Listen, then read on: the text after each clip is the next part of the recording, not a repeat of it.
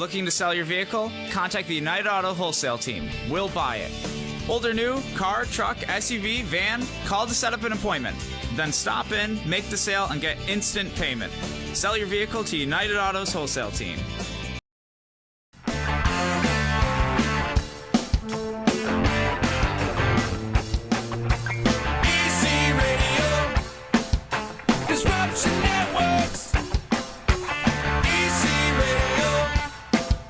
Disruption Networks.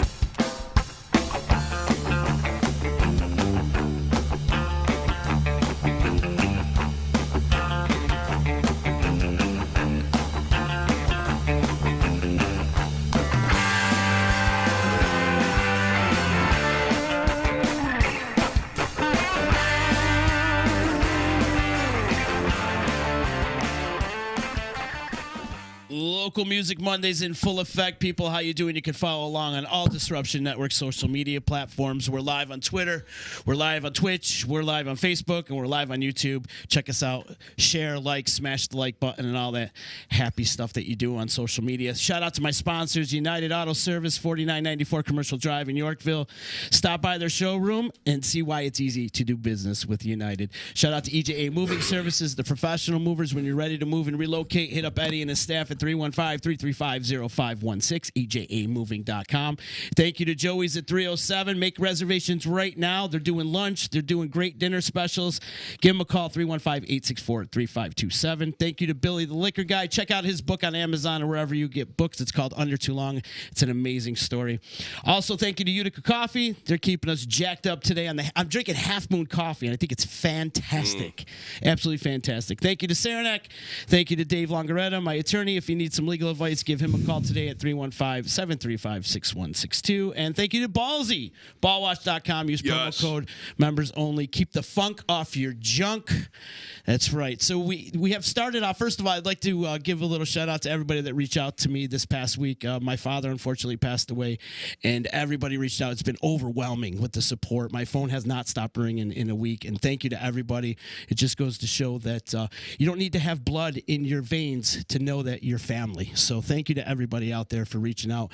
2022 is off to a horrible start. We've lost some legends, and today we're going to pay tribute to Tim Gilles, and I have a couple guests in the studio with me today. Mr. Bob Aquaviva, good to see you, Bob. You too, Z. Thank you for coming down. Yep. Carl Goodhines in the house. Hi, Carl. And Jeff Aderman, my old friend from Big Blue North. It's good to see you guys. And Carl and Justin over here, you could find them in a local band called Showtime. And never heard of them. You never heard of them? They play out much? Carl, are you sick of Justin at this point? It's just like HBO, just the next channel over. So, unfortunately, we've lost a few legends this year, man, already. It's not even a month in with the loss of Sal Alberico and, of course, our good friend Tim Gilles. And, Bob, I want to start with you and talk about the first time you met Tim Gilles. Oh, yeah. We were at grammar school. So I think I met him before meeting him. Like, we were both opposing goalies on the ice at Utica down at the auditorium. You played hockey? Yeah. Why? I was a goalie, and so was Gil. We did that first, but we didn't even know each other. He was on one team, I was on the other. I think in the end we skated by each other, but nothing was said. And then I think maybe 3 months later, everybody here knows Phil Arcuri. He went to school with me at Proctor. You got to realize that Gilles and I went over to, I was at that point, I think I was still, I just was leaving, I think, over at Conkling School. These guys were already on the other side of town. So I remember going to a gig that Phil was doing with a band. It was him, this guy, Tom Edicola, and another guy, Dave Tooker, had a band.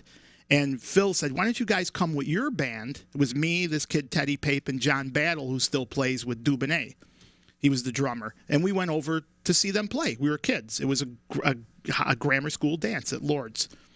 So we went there, and that band was there, but Gilles was there as the drum tech. And he's setting up this big, huge drum set. And he came up to me, and he goes, I've seen you around. Do I know you from anywhere? I says, no. I says, and then we all got introduced, and he sat down and played a little bit, and he didn't really do anything because I don't think he wanted anybody to really, he didn't want to show anybody up. But he played a little bit, and I could tell he was, a pretty good drummer. And he says, you guys, are you guys going to get up and do a song after they played for a while? So we got up and we did Suffragette City by Bowie. Oh, awesome. And he went nuts. When I got off the thing, he goes, we got to do something together. So I don't think we had a pen or anything to exchange phone numbers. There was no phones. Right. None of that BS, So I just left. So a couple of years later, I think at this point now I'm in like maybe a sophomore in school or a junior, in that range right there. My parents moved from East Utica all the way over here to West Street, all the way up near the Parkway, like 2 doors from the Parkway. And I was walking down West Street carrying my guitar, and this other musician, Carl Lambrizelli, came driving by, and he had a Mustang, one of those early ones, the really souped up little when they were little, beautiful. His father was a big shot at A1 Auto, so he had this beautiful car. I didn't know him. He just pulled up next to me. He goes, "Anybody ever say you look like Paul Stanley?" And I said, "Yeah." He said, "Can you play that thing?" That's what you wanted to hear. Too, I'm carrying the guitar. I remember back then I always had a jean blazer on, and he says, "Can you play that thing?" And I said, "Yeah." He says, "Jump in." Didn't even know the guy. He says, I live 4 doors down. I live on Brinkerhoff. My parents are downstairs, but I have the whole apartment upstairs where I just have amps and drums. Let's go jam, play Kiss songs. So I went and did that, and he says, I know this guy who plays bass, and he's got this whippin' lead guitar player, and he lives on Shaw Street. His name is Tim Gilles. And I remembered, I thought he was a drummer. He says, no, he plays bass. Huh. He says, and they want to go and do a show at Hanna Park playing all Kiss songs. Are you into doing it? Sure, I'll do it. So that's the first time I got together with Gilles, was over there doing Kiss songs, which had nothing to really do what it turned into after first meeting. But we were young. We were young guys blowing through, all those Kiss songs, and we did that show, and it was fun. As a matter of fact, if Pat Orlowski's listening to the show, I think he might have been at that show. Like, one of the first things he's seen was that, or it was the first time Luftwaffe played at Hanna Park, like 82-ish, right around in there. But yeah, that's how it started for me with him. Justin, how about you? I know you spent some time with him in the studio. I did. I was lucky enough to be a part of doing a Christmas album to benefit the House of the Good Shepherd, and Jeff here. I don't think you had bought the studio yet, right? Yeah, it was the last year of it. Castle. Of it being Castle, and Gilles came in, and he was. I met him at Keith James's studio, and he came in, and it was like one of those things where, when somebody walks in and they're larger than life, they have the personality, they have the swagger, they have the charm, he had everything, and he was wearing a t-shirt and sweatpants. I mean, sounds right. Legit, but and he was all disheveled, but just the sheer, he just had that aura about him, and I mean, for the second that he spoke, I mean, you knew that he was so knowledgeable of everything he was speaking about. You know what I mean? And I'm like, this is going to be awesome, And he looks at me, he goes, "You're the musical director?" I go, I guess. And I mean, he goes, "Well, you're going to be right here next to me the whole time," and that's what what we did. And for I think it was like a week or two before we went into the studio that he would pop back in and do like pre-production, with us when we were rehearsing. And then once we went to the studio, it was absolute mayhem for like a week or two in the studio. It was an experience I'll never forget in my whole entire life. Well, mayhem is definitely the right word. Yeah. Bedlam. Bedlam. Yeah. And I mean, I know that we're going to talk about nicknames with Gilles because he had a nickname for everyone. But I have to point out that Bob also has a nickname for me. Where do you think it started? Right, exactly. And that, I put 2 and 2 together after that and realized. But I still have no idea why you call me Homer. But it was just it had nothing to do with Homer Simpson. Right, yeah.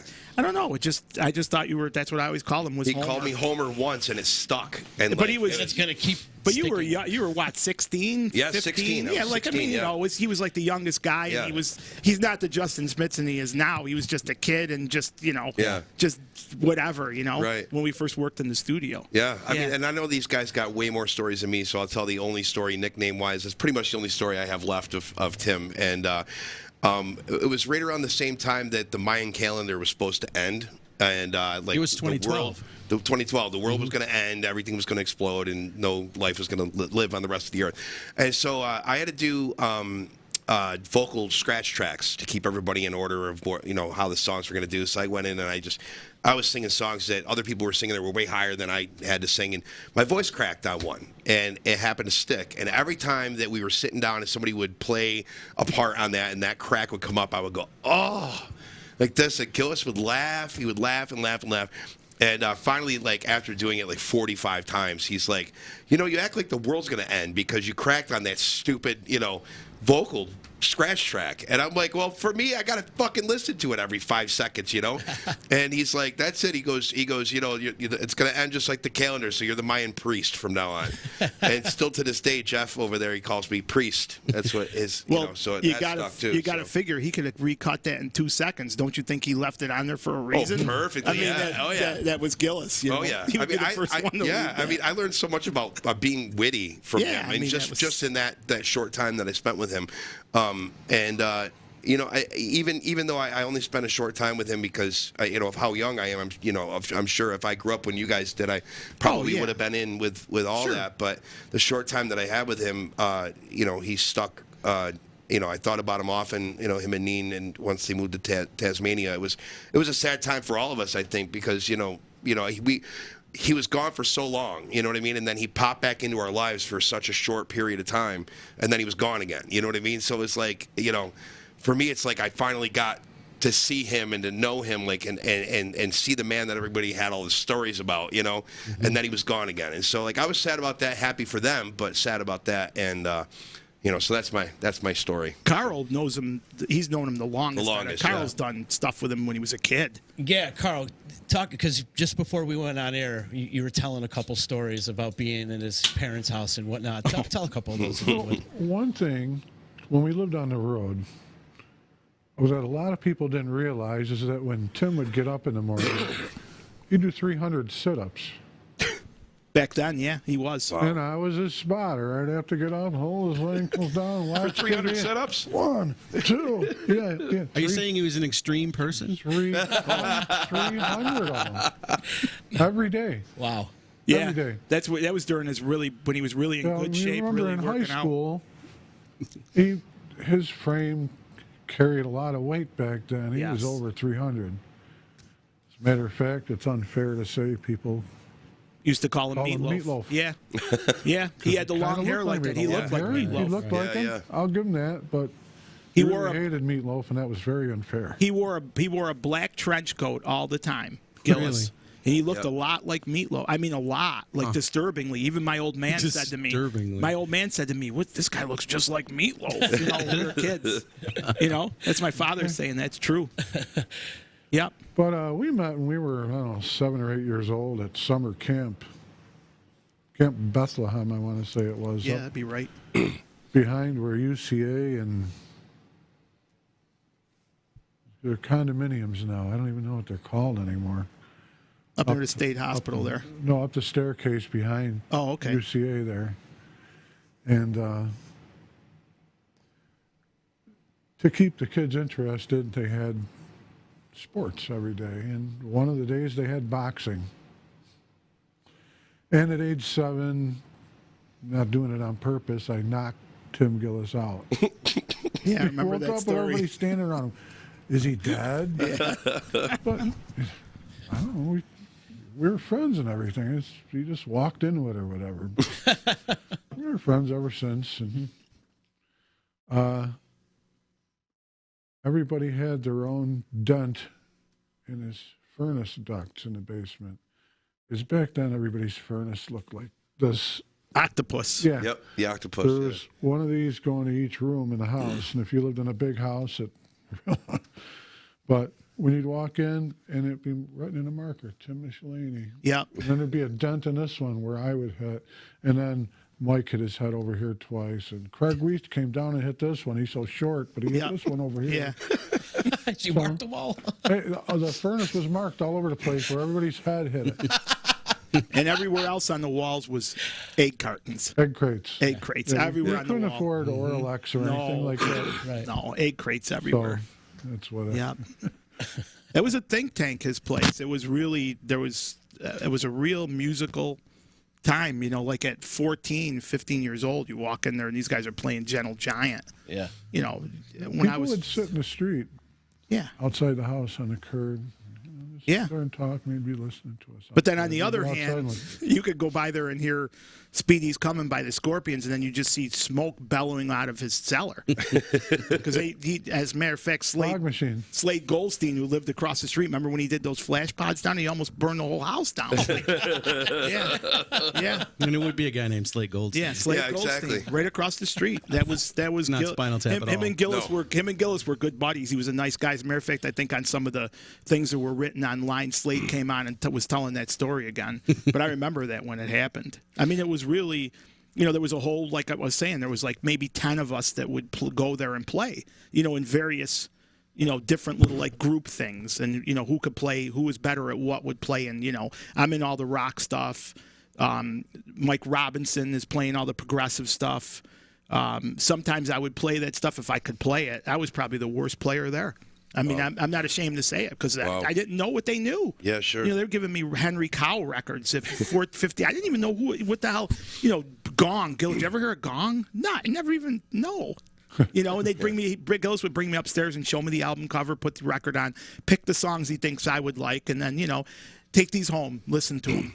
When you come back, we're going to play. I'd sit there with that stuff and go, you got to remember, there was no internet. You couldn't go on there and find on YouTube how to play it. I'd sit there and go, are you kidding me? And then when I get there, he goes, did you have any luck with that one song? He says, Gil, I can't even figure out the first chord. He goes, well, it's in an obscure tuning. It's in drop, it's whatever. It wasn't even drop. It was like an E minor. Yeah. He said, you didn't study Mendelssohn? You would have needed to know to go to E minor tuning, But after that, you had that part of that thing would come into your vocabulary. Mm-hmm. So, but he was a pretty big catalyst for that because they never had a TV at that house.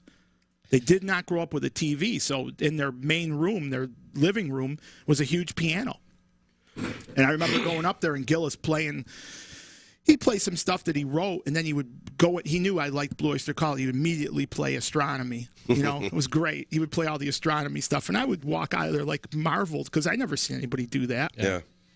So that's that was the start with him, and then there was years where I didn't do anything with him. I was doing other things, and then Luftwaffe, and that was, really something. Yeah. You guys, nobody except Carl. Carl wasn't even around. I don't think Carl even seen Luftwaffe live, did you? No, there was one time that I came home and I had a chance. I couldn't get near the place. Yeah. Yeah, it was ridiculous. Parking or get near the front door to get in. It was crazy. I'm so glad that there's still video of. That's the last reunion. So that was almost 10 years after it really happened. Okay. Oh, wow. Okay. It was different when it first started. It was way more out of control. It wasn't. That was like a very tame version of it. We were all older, and we got together, I think, and rehearsed for 3 hours to do that show. Oh, wow. It was fun. What year did Luftwaffe start? Luftwaffe was I called Paul yesterday because I said, Paul, I'm terrible with dates, and he started laughing. He goes, I says, you're younger, you should remember, and he just laughed. He goes, he says, I think we started rehearsing in '81, and the first show was in '82. Wow. So I remember going to Gillis's practice room. I was upstairs in a different practice room. We were in the White Tower building. Yeah. And I went to Gillis's practice room because we were friends, and he was down there playing, and we were both in between projects. And I said to him, we should start a band. I got an idea. Let's do like a metal band. And he liked heavy stuff, but that wasn't his bag. He was a whipping progressive drummer. Yeah. But he was into it. He goes, let's do it. I said, well, I know this young guy who plays bass. He'd be perfect. Well, bring him over. So I called him, and he came right down. As a matter of fact, I remember I had to walk down the street to the telephone booth to make the phone call. What's a telephone booth? Yeah, right? There was a telephone booth. We were right there on that square, so there was a booth there. Actually, it was, I think, just the phone on the stick. And I called him, and he came right down because he was excited. He was younger than us. So at that point, Paul was probably 17, and me and Gil were 20. So he came down, and we had a little meeting, and we talked about what we were going to do. And he says, well, we need a really great singer. And all these names came up because there was local guys that were good singers. And I was like, nah. I says, there's this guy. He played in this band just a few, maybe 6 months earlier with us. He only sang one song. He sang 2 Tickets to Paradise, but he sang the shit out of it. And I would hear him just singing, but he was a rhythm guitar player. I said, that's going to be a stretch. I said, but I think we should get Slife in the band. Now, Gilles didn't know who he was, and Paul said to me, really? I said, yeah. He says, well, he's a guitar player. He says, no, I'm telling you, this guy can sing. So we got him down there, and we said, here's the 3 songs you need to learn. You need to learn Temples of Syrinx by Rush, to sing that, which is ridiculous. Ziggy Stardust. We went the whole gamut, and then Black Dog by Zeppelin. So if you could sing these 3 songs, you're in. And other people came and tried out, and I don't want to bring up their names, but the other people came paled, were nothing. He came in, this kid, and he blew the place apart. But he never played without a guitar, sang without a guitar in his hands. He was very nervous, and he was young also, 18. So me and Gilles would sit this guy down every night and browbeat the crap out of him. We'd sit him in a chair, and we would just pound him. You have to be the heaviest singer ever. You're going to be you're going to do this. You're going to do that. I mean, we literally would do this. We'd even do it at shows. Because if you knew Slife, and you know him, you've worked with him, he's a very timid kind of guy. But when he's on stage, he's not. Yeah. So after that came together and we started rehearsing a little bit, we needed a name. So I had 3 names picked out. And when I came down and said the first name to Gilles, he just looked at me and went, no. What was it? Do you remember? I said, we should call the band Mein Kampf. And he goes, Mein Kampf? He goes, what? We're going to call it Hitler's, because people that don't know, that was Hitler's book. I go, but it means my struggle. I said, it's perfect for it, because we did German-style metal stuff. Yeah. No, he goes, my parents will kill me. They'll kill me. So I says, what about if we called the band Bert and Ernie and we had them dressed with switchblades and leather coats? I said, it's funny, but it's cool. Right. He kind of liked that. Then I said, I got one other thing. like that. I got one other name. I said, Luftwaffe. And the other 2 guys, Slife was all on it. Yeah, it's a great idea, Bob. And I said, it means air power and it's still in existence. I says, but never swastikas on stage. I says, never, none of that, which we never, ever even went near. And Gilles, he says, I'm not going to tell my parents about it for a while. He says, let's get out and get playing. Yeah. And that's how that name came about. But then we got somebody to write it in that German, that fractal writing with the F's look like daggers. Yeah. And it was just perfect. It just happened to be perfect. And because it was just a little bit off center, I think people were attracted to want to come and see it. But we also, I mean, if the people that are out there that actually seen that band, you'd never forget seeing that band. I mean, we're the first band ever to have a chainsaw on stage, and he used a real live chainsaw on stage. I mean, what were you cutting up? Oh well, if it was Christmas tree. If it was Christmas, it'd be a Christmas tree. If it was Thanksgiving, it'd be turkeys. Butterballs. There's freaking flesh flying all over the place. So of course, when it was Halloween, what do you think got cut up? Pumpkins. Yeah. So pumpkins would go. But when there wasn't a holiday, we always had a dummy cabinet on stage that he could saw. Nice. And we'd repaint it for the next show or get it just looking just so good. But our slogan was like a 20-pound sledge in the face. Yeah. So we had 2 20-pound sledgehammers painted gold on each side of the drum kit, and he would wing those things around like a lunatic. I mean, like absolute insanity. And then every night I would hit him over the head with a bottle. And he'd go down. I'd hit him. We had breakaway bottles, but they look so good. Yeah. When I would hit him with those things, and he was so convincing, and they would blow up, and the stuff would come out of him, and he'd go down like a ton of bricks, and the lights would go down, and the set would end. And then people in the audience would be like, What the hell just happened? Yeah, but our biggest coup was, we also used to dress as nuns, too. We would play a whole set, and we would call the nun metal set. Everybody in nuns' outfits, including the crew. But our biggest thing was we used to have 2 Bestic air cannons on stage. And we didn't put confetti in them. We would put miniature marshmallows and ketchup in them. So they'd be firing miniature marshmallows and ketchup in the ice. And some nights they would put wings in there and blue cheese and fire them into the ice. I mean, you have no idea what went on with those. Who was tasked on the crew of cleaning the air guns after the wings were I think launched? Peppy and Skippy there, Yeah, the Skippy. gimps there. Skippy. Yeah, the lighting gimps. That's a whole other story. Wait, of course the crew was called Peppy and Skippy. Yeah. Well, that was. Yeah, but still though, I mean, like, come on, this is great. We did a show at Hannah Park, and these 2 young kids walk up to me. One looks like a Skippy because he had that Skippy haircut. His name's Rich Wilgus. He's a great guy. He's all over Facebook. He's super intelligent, nice guy. And the other guy's name, Kevin Zale, was a blonde surfer-looking guy. He was good, both good-looking guys, big guys, but young, like 16. We want to be your lighting crew. Well, we didn't have any money, but we have all these lights. We have all the flash pods. We have everything. Can't pay anything. Yeah, we just want to go on the road. We just want to go on the road. So, yeah, sure. Wouldn't that be but, awesome? But right now, just like Those this, days are gone. Gilles, I think he had walked over by then. I says, Gil, that's Peppy, that's Skippy. They're the lighting gimps. Just like that. I didn't even know their names yet. They never even said, my name is Rich, my name is Kevin. You were Peppy and Skippy, and they were nicknamed that, and it stuck forever. And that's how it went down with those guys. And they were invaluable on the road. Yeah. They were fantastic. Were you gigging every night? Or Not every night, but we got to the point where we were playing 3-4 times a week. Oh, wow. Yeah. And it got to that point. was it regional, local? We'd go anywhere. Yeah. You know, we'd go. We didn't care. We went anywhere. We were in Massachusetts. We were wherever. And some of those trips were, we had no business. A lot of that stuff we had no business doing. We were young guys. We didn't know what we were doing. I mean, Eric was on the crew. He was our sound man. Yeah. Eric, who works over with Yep. Jeff. Yeah. He was absolutely insane. He would wear a Bedlam. kilt. He would wear a kilt. Now, we're in biker bars. He's wearing a kilt with army boots, and he's got candles set up all around the soundboard. But his job during the day was he would cut aluminum on a bandsaw. So how good was his high end? He'd blow horns up every show. Oh, he's deaf as a bat. Yeah. Oh, he God. would see, I'm telling you, every show, Gilles would come up to me and say, we need $80 for diaphragms. I said, we got to get this guy off of the mixer. But we loved him. He was great. He's still great. I mean, we loved having him around. And then that's how Tom Waslick, who's gone now too, right? Tommy's gone. The Count, he's gone. Count. Yeah. Great, man. Well, he got the nickname The Count from Luftwaffe. He was another one approached me. He goes, I can come out and video. He's staring right at me with that crazy look. He was like 16 too, also maybe 15. I could come out with my video camera. He's got this big, huge video camera and shoot the band for free. He goes, I don't want to get paid, but I want to meet girls. I was like, yeah. I says, yeah, you definitely can do it. And my name is Tom Waslick. And I looked at him. I said, anybody ever tell you look like Grandpa from the Munsters? And he said, yeah, I think I do. I said, well, you're now the Count. Count Weaslick. He was Count Weaslick. Count That's what his Weaslick. nickname was, Count Weaslick. I love Tommy. Yeah, I me feel too. so bad that he's gone. He was one of the greatest guys ever. What a kind soul. Relationship with him from that day all the way on, and he shot. All that footage is gone. I don't know what happened to it, but there maybe a few little things are left. But he shot all that, except for that one you see online floating around from Coleman's. He shot all that stuff. He was fantastic. He never charges a dime. Wow.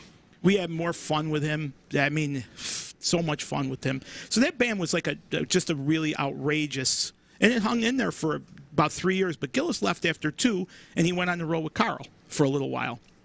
And he was replaced by this kid named Carl Ambrzelli for just a little while. We did it for 1 more year, and then we went right into Mere Mortals. Okay. But that was pretty much the evolution. But me and Gilles were always really tight. When he moved to Jersey, somehow he got a studio open. I had my studio open here. He opened a studio, and then we kind of had like an interlocking business for a while, where he would bring bands up because he didn't have a big live room and track at my place, and then take the stuff back and mix at his place. And if he didn't have time, I would do his bands, and he would help me with my bands. And he had brought a console into my place. That was our trade thing, and I used it for a few years, and it was good. It was a good relationship. And he was behind some of the, legendary hardcore albums, Agnostic Front. And who are some of the bands, Jeff? Agnostic Front. Yeah, he did a lot of SOD. SOD, Circle Jerk, stuff Yeah, like that, DOA, right? a lot of Madball. He did a lot of stuff that I don't even know about, but in that. Anthrax was another one. Yeah, he did. He worked with Ian for a while, Scott Ian. And, Got Ian from Anthrax. Oh, Yeah. SOD, right. He even worked on Taking Back Sunday. Well, he One did. of the Yeah, he records, did Taking Back Sunday, Thursday. Yeah, it was 2001. He did the 2 big records from both those bands that, again, I wasn't, that wasn't my, that was a certain genre of music sure. that missed me. Yeah. But to the kids that I have talked to, that to them is their, it's their Abbey Road. Yeah. Those records. Oh, A yeah. lot of that was tracked up here. They would come here and track because he didn't have a room. So At he your would place? Yeah, and they would lodge right at my place. But we never told anybody Right. who was. I remember when the guy from Overkill was in. The singer was producing a band there. I think the band was called Dirt Church or something. And there was always something. We were, I don't think people realize how busy we were. Very busy. Like busy. Like every day there was a project going on, and I would have Gilles master everything that I did. That was, if I did something, I would give him the mastering work because he was just getting going, and it was good money. He had a whole mastering room at Big Blue Meanie for a while before, like he had a big, like when he first started. This was early on. Yeah, This was when he first started. He had a mastering room, and then that turned into Studio B. He started Surgical Sound out of that was in Hackensack. As a because the studio. So what he did was, from what I've understood, built the studio out of his house in Hackensack with what he could throw together. And back in that time, this would have been mid '80s. It was certainly a lot harder to throw together a studio in your house than it is now. This is all no computer, no. So, and if you didn't have a lot of money, it was tough. Tape machines were still the way you went. Consoles were still the way you went. So that stuff was big money. Still is. But I mean, so he did the best he could. But he was finding it really hard to do what he wanted to do because he had all these visions of grandeur, like he always would. So he started to realize that mastering was something that he was good at. He was very good at it. And that he could do somewhat more efficiently in terms of the financial yield, right? He could master records and you didn't have to have the band in the track and do all the stuff, right? So he got really into that and spun off this thing called Surgical Sound, which was the mastering arm of his Big Blue Meanie thing out of his house. And he started to just do mastering more than anything. As it turns out, he later confided to me that he hated it, hated mastering, and it almost drove him to the point of quitting music altogether. Wow, drove him insane. But he made a lot of money doing it, and he was good at it. He was good at it, and he knew he was good at it. He was good at it, but he didn't. He disliked it. Which was, I'm sure, kind of weird. Well, sure, nobody wants to. Well, now we're kind of a little bit more akin to sitting in a room and looking at a screen. Yeah. Back then, that wasn't like, because when he was mastering, he was looking at a screen at that point. There was mastering tools. Yes. I mean, Pro Tools, when it started, was just 2 tracks. Mm-hmm. Right. That's how it started. So he was looking at a screen, and we would rather be in the room working with the band. I mean, that's where all the P.T. Barnum comes in, for us. Sure. Right. That's what we were all about. Me and him were super about that aspect of it, getting the bands ramped up to get the performance out of them. It was much more than just being able to be an engineer. There's that whole other circus that people expected. We both were cut from the same cloth when it came to that. That's why we worked so well together on certain projects. We were good together because we were both into that. We both knew, that there had to be a certain vibe in the studio. So, we had no problem as soon as the band come in, nicknaming people. As soon as you met them, you nicknamed them. A lot of times when you're doing those projects, sometimes the guys aren't good enough to pull the project off. Other people have to be inserted in their seat, so that was a whole other, psychological, and you'd want to do that without offending people. I mean, so we got really pretty damn good at that. And then, you cut a larger-than-life personality. Gilles was a big guy. Yeah. I wasn't, but I would wield things. People would come in, I'd be wielding a pool cue or I did a whole album wearing a luchador mask. They never even seen my face. Did the whole album like that. Yeah, because it was it worked great. It was the vibe. They ended up calling the record Got Beat Up, and they had a luchador on the front. Yeah, I mean, it was just one of those records that, but that's what, and he would do the same thing, right? He was bombastic the same way. We were really over the top. I think he subscribed to that notion that I do too. What he's speaking of, what Bob's speaking of, which was that he wanted to set the tone in a way that was, he wanted it to be fun. Yeah. But he wanted it to be, it was deadly serious at all times. We were, we got to go. We're not fucking around, Yeah. I got other shit to do. If you guys aren't in here to do what you're supposed to do, then, go somewhere else. He didn't give a fuck. But at the same time, he gave a fuck more than anybody else on the planet. It was that weird, you had to get through that layer. But then when you got through that layer with him, he would have done anything. He'd have given you the skin off of his bones to make something happen for you. But you had to endure a certain amount of hazing, if you will. And torture would be another word. Torture. And that was his way of seeing, like, kind of what you were made of. He always had a thing about of it being like a pirate ship. That's how he viewed the whole thing. And we're on sailing the high seas. And, we got a certain amount of provisions on board. And we don't really know where we're going. And there might be some sea monsters and some bad weather. And there might be a hole in the boat. And this guy over here might be sick with rickets. And shit's going to happen. And we got to deal with it because we're out here and we're all going to sink. Does it from the captain down? Yeah. Everybody's going to sink if something goes wrong. So we all got to get all hands on deck, right? Right. And that's how he was. So he treated everyone the same. He was not a guy who would play favorites to anyone. And so and that would, the flip side of that was the beatings, right? And I love the saying I love the most twisted, funny saying, the beatings will continue until morale improves. I just think that's the greatest fucking saying in the world when you start to think about it. Right. The beatings will continue until morale. That's how he thought. And when once you subscribe to that, you bought into it. Sure. You know what I'm saying? All of a sudden you understood the psychology of where he was coming from, and it was all psychology. He was trying to extricate things from people, and he used humor and wit and a certain amount of stern destruction, sort of fatherly, don't fuck around with me because I'm not, ultimately, you see me playing around here, I'm doing 100 million things for you right now that you don't even know about.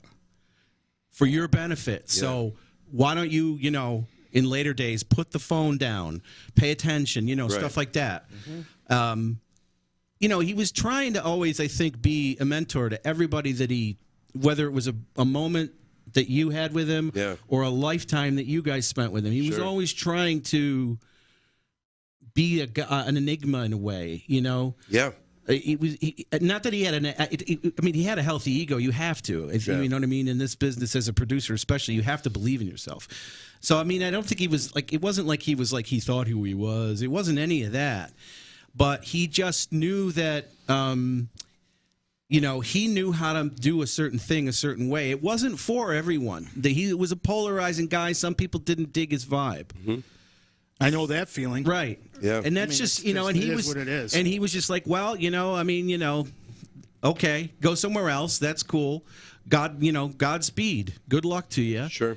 It's not like it wasn't then like it is now. Mm-hmm. You know what I mean? It was totally different. You think about guys entering your home, or in his case, your home, or entering your studio that you got your whole life into, and people get rowdy.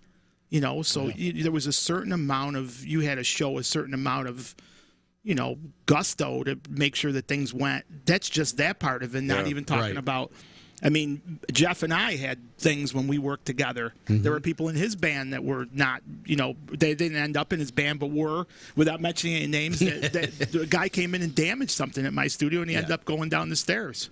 Yeah. But this is, I'm just using that as an example because it happens. It could happen at your place. It happened at Gillis's place. I know a million times it did. Yeah. Those are things that you had to endure when you were, because we always wanted people to have great records. Yeah.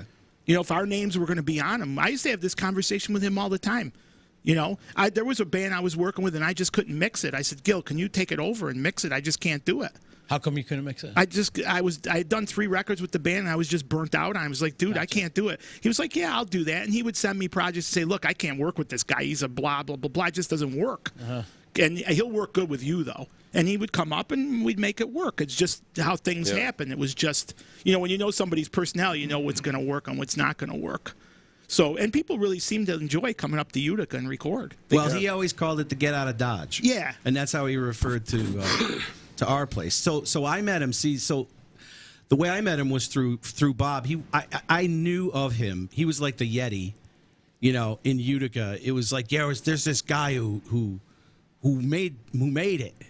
He moved to New York. Yeah. And it was like this thing where if you looked real hard in the woods, you might see.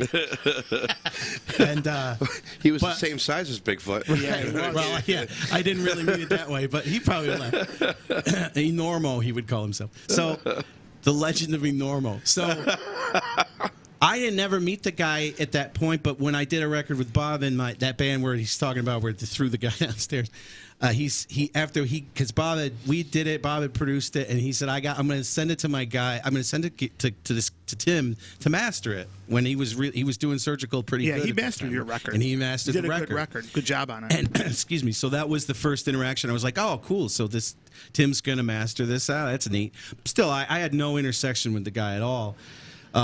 Until many years later, many, and basically around well, let me digress. So I started transitioning, as they say, from being a performer to starting to enter Bob's world. The engineering thing. As it worked out, my musical career was not that great. And I was always very interested, as probably Bob would attest to. I was always really interested in the recording. Yeah, but don't discount your musical career. Yes, thank you, Bob. Well, at least somebody. I've said it to him a million times. I just not for saying nothing, it. but that red herring stuff was pretty damn. Yeah, good. that bonus is one of my favorite albums of all time. Absolutely. But go ahead. I'm not trying to be self-deprecating. I just mean, I wasn't making a living. But let's not. We don't want people that don't know you to think that stuff. Yes. Your stuff was really damn good. Well, thank you. And you were young at that point Yes. too. But it hadn't turned into a lucrative financial pursuit. Let's put it that way. Gotcha. Yes. So, anyways, and of course, like being an engineer, that's a lucrative thing. Hello, out of the frying pan into the fire. What the hell was I was thinking? Anyways, so. All right, I'm getting too long-winded. The point is this. So I was learning about the old craft, and in that process, I started being a member of lots of these what became online forums of recording, and there's many of them out there. And this guy was posting all of these hilarious but very insightful, slightly brutal, but very, very good posts about, professional audio. And his tag was Slipperman, which... Slipperman is a character, a Peter Gabriel concoction off of Lamb Lies Down on Broadway. And I'm a giant Genesis fan, was in a tribute band, the whole nine. So immediately I'm like, is this Slipperman? Slipperman, is this guy on my wavelength here? Slippy, as he was known as. So as I come to find out, Slipperman is Tim Gilles, which knocked me out. Because I had no idea who this guy was. I thought this guy was, who knows, Tom Dowd. I don't know who this is. And I'm like, this is Gilles? And he's a Genesis freak on top of it. This is amazing. I gotta somehow meet this guy. Well, serendipity, right? Boom. The aforementioned Christmas CD that happens in 2012. This is when you and I intersected for the first time. And this is when you and I intersected for the first time. Mm-hmm. And my father-in-law was still running Castle, but was looking to get out of it and retire. And my wife Pam and I were seriously considering taking it over. I had finished school for engineering, and I'd worked a little bit there at Castle and interned, and I'd worked with my good friend Lyman at Gecko on a lot of, including the Modus recordings, but I had never done anything professional or serious yet. So I really was looking forward to Tim. It came to pass that Tim was going to come back to Utica and help make this Christmas CD as a favor, because he at that point in 2012 was in very poor health and felt that he might actually pass away at that point sometime very quickly. Yeah. And was looking to get out of the studio that he had in Jersey, which at this point had gone from his house studio to buying a place that was called Quantum Sound, built by a whole nother guy. But he bought it. It was in Jersey City, and this was a multi-room shop. He had a dozen people on staff. This was the whole real deal, right? But he was looking to get out. He was going to pass away. He had married an Australian woman named Janine, and he was going to move to Australia and go die on the beach. And he was going to come home to Utica and do this one last charity thing and say goodbye to everybody that he knew.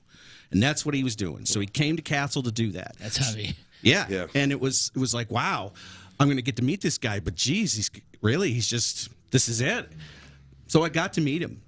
Were we not waiting for some guy to come in all crippled though, because he's you heard the story, that he was I didn't know waiting to pass away, and you think this old frail guy's going to walk in, and so he comes in and he's pretty gregarious, and he says he's everything I expected and more. Yeah. And I'm picking his brain now. I'm the assistant to the assistant of the assistant, because he brought his own assistant, and then the in-house guy was there, Matt Wagner, who was the Castle guy, and then there was I'm get lunch, get coffee maybe blew wind my up mind. forward, just lower than low, right? And I'm picking his brain on off time about like, so, if you were to outfit the equipment in this place, what would you do? Would you put in a blah, blah, an SSL? Would you do an API? What would you do? What about this? What about that? What kind of business model would you use? He's looking at me like, why is this kid asking me these questions? Now, I didn't want to interrupt his work because it was obvious he was not, when he was working, that was that. But I made sure every need of his was met. Coffee, 2 Splendors, and cream. Every time he turned around, boom, there it was. Little stuff like that I wanted to make sure that he understood that I was on point. And so, anyways, the session ends. It was about a week or not even, and then he's leaving, and I get him in one of the ISO locks and close the door, and he's got his coat on, and I said, listen, man, it's been great. It was really such an honor to see somebody like you work. Here's the deal. And I told him basically, I think in about a year, maybe give or take, my wife and I are going to be running this place. And he looks at me like, weren't you just, emptying the garbage? Like, he kind of just did one of the, how he would just kind of go, okay, bud, jeez. And I said, I'd love to chat with you. And he goes, boy, I'm trying to get out of this stuff now. Gosh, tell you what, So we exchanged contact info. And the next thing I know, he and Need come up and stay with us at our house. And we get to know each other. He does that a few times. We start talking constantly. And then before I know it, he comes up and says, well, here's what I think. In typical Tim style. So I think you should be affiliated with my shop. I think you should be a sister studio. Nothing financial, nothing legal, but you have access to all my resources, all my people. We share work. We share working procedures. We're going to have mirrored technologies. You're going to have to learn my way of doing things so that we can work together. So I can send people up to you. You can send work down to me. And you can have access to everything I've got here, all my staff, everything. And I can introduce you to a whole bunch of people and send you clients. And what do you think? And I was like, well, it's a no-brainer. Are you kidding me? Right. I mean, I was just thinking I was going to get some advice on what console to buy. You know what I mean? I had no, he goes, we should call it something though. And it's like, well, yeah. And I had some ideas of my own on what I wanted to call it, but he said, I don't know, it's got to have the name in it so people understand that it's connected, like Air Studios or Cherokee or whatever, Larrabee or what other things, I was like, okay, fine. So he's like, Big Blue Utica, Big Blue North, and it's Bing, okay, let's do that. So he was BBM, we were BBN. And that was that. And so I then I went down and lived in Jersey City right behind the studio and worked there for 8 months and got my ass beat. I was just one of an intern. It wasn't like, oh, here's the owner got, No, that place is mayhem. Fuck you. I was whatever I had. Did you go down there, Justin? You were down there? No, I never went down there. Oh, that place was. I would have loved to. So that's where I learned. Now school is great, but that's where I learned how to make a record. And to Tim's point, it was largely, Bob's point. Bob's point. It was a lot of learning about. It wasn't about learning how to twist an EQ or something. Mm-hmm. It was learning how to run a session, learning how to deal with people, learning how to deal with clients, learning how to be a producer, learning how to handle all that stuff, and then meeting Eric. And then when we opened up our shop, he came up and hooked us up with our console. And then when my wife got sick, he had then sold his place, and it's a restaurant now. Hilariously. Is it really? Yeah, it's a hipster restaurant. But they kept all the Big Blue stuff. It's so bizarre. That's weird. Yeah, it would work, I think. Then it was a good location for a restaurant. So nobody knows what the hell it's going. They got the Big Blue Potato did you ever guy go there? But on the door in this like hipster club. It was with, on like, a corner. It's so bizarre. It was a good location for. Yeah, that's why the restaurant guys wanted it, because that place is all gentrified now. Sure. It used to be Little Havana. Yeah. And now it's $1 million per square foot or whatever. Sure. Wow. But he moved up here for a damn near 3 years, between 2014 and 2017, because he sold his place and was going to move to Australia. Well, you can't just move to Australia. It ain't that easy. They don't want you. Takes you about 2 years just to get your dogs over his there. dogs were 2 years of it. That's what kept him here. Yeah. Yeah. And so my wife was in the hospital sick, and he was there with me the whole time. Got me through. We just opened. And he sat with me every day, and got me through everything. And he and I and Eric wired the whole place. And he, he's the one who said, you got to have a residence. It's got to be residential. Like Bob's, he's like, you got to have a get out of Dodge place. People come from the city and they want to get out of the, the rat race or whatever. So, honestly, I didn't know him the way these guys knew him. I mean, I'm only 50 and I was 10 years behind. Yeah, but you had him. You were more around him near the end. I was around him near the end. More than we were, right. And then when he moved to Tasmania, obviously, if he still came home every year, sometimes twice, he was insane. Well, he had his father pass away. His father passed. His mom's He'd come home elderly. for a holiday. See his mom, sure. It's a 26-hour flight. Oof. Yeah, I mean, that was one thing I never really was too cool about because he kind of it would always be in my mind we could when he was in Jersey, I could go there, or he could come and see me without a lot of thought. But when he moved that far away, it was like, well, that's it. I mean, it's the South Pole, I'm never going there to visit. No. I mean, I could never do it that long of a. Furthest I ever went was Heathrow, from L.A. to Heathrow, and that was 14 hours. There's no way. Plus the 14-hour time change. Right. There was just no way. But it was. There was. They're a day ahead plus 14. It's all water underneath you too. Yeah. It's right. all water. Right. Yeah. Exactly. And you think to yourself, I thought to myself all the time, well, we were close, and we still would, we'd have phone conversations. Not as, as you get older, things, you're busy. You don't have as much going on. But it was really disappointing to me to have him that far away. I understood why he was there, but it was always like I would think to myself, he kind of exiled himself. Like we didn't have access to him, which was bad because we still played, like a lot of people don't know, but we still played music. Like I would write stuff and he would play on it and send it to me. I mean, we still were doing that. Like I have a whole album that he played drums on of stuff that I wrote that I now probably will go back and start working on again. Oh, cool. But I think it's the only album that's out there right now that he played on that never got finished. It's whipping too. It's great stuff. Yeah. And but that part was always still there. Like we could just make that communication, and if I sent him stuff, he'd say, "Yeah, Bob, either he hated it or he loved it, or he hated it." And he usually liked it all. And I'll get drum tracks together for it. Yeah. But that's the stuff that when you go that far away, that really gets tough to. But I'm not saying it was a bad thing because I understand why he did it for his health reasons, and plus. He was ready to retire. I mean, the way I looked at it when he was doing Big Blue, I think it was a fantastic thing, but I think it was a really huge undertaking, and really took.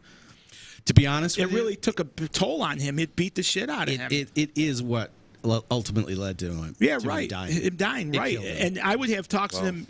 That was me and him. Our relationship was. We never had a fist fight. We had little things where we would have fights, but those are people. But we could sit down and talk to each other about things that a lot of people couldn't, and we had so much in common. Like I could say to him, "Gil, you're nuts. You got this huge note you're paying every month, and I understand what you're trying to do. We all want to push that square rock up a hill and make it go." And I had immense respect for him doing that. But on the other hand, I didn't want to lose my friend because I seen he was really hurt, and it was a lot of work. Mm-hmm. It was a lot. I mean, you were there. Well, I think those guys were working around the clock, and he was one of those guys. So as of recent times, he had laid back a little. Yes. Right. And I which is still working harder than any of us could ever. Well, dream of working, yes and no. At first, he had a stroke in 2017 down there. Yeah. Which certainly was a setback for him for a minute, definitely. But I don't want to interrupt you. But here, the guy is so driven, and so how he was. The doctor said you're going to have problems with the left side of your brain. He learned to play drums left-handed. Yeah, well, that's what I mean. So to your point, yes, he was like, oh yeah, I'll show you. He could play drums as good as he could play left-handed, right-handed. He worked that out to be able to do that. Yeah, you know how hard that is to do after all those years. Carl, he was pissed because he couldn't play Carnival 9 any good anymore. Or whatever he was trying. They're like, it's like, Tim, you just had a stroke 8 months ago. Like, like relax a little. And to your, he would take the dogs for a walk out there, and he'd do like 25 miles now, every day. And this was the extreme nature of right. That was both. It was a double-edged sword. It was great, but even his doctors would say like, this is awesome that you're bouncing back and you're really taking to rehabbing yourself, but you don't have to go that far. Right. You know, and these poor dogs, Bandit and Pinky. I mean, they got like legs like this. Yeah. 25 miles. You know. Oh my God. Anyways, he you know, that's the way he was. He was an you know? extreme guy. He would take everything to the extreme, but he always, you know, he really liked the success of, you know, he wanted success. Yes. He liked that aspect of it. It was He was getting bored. Is what was happening in Tassie.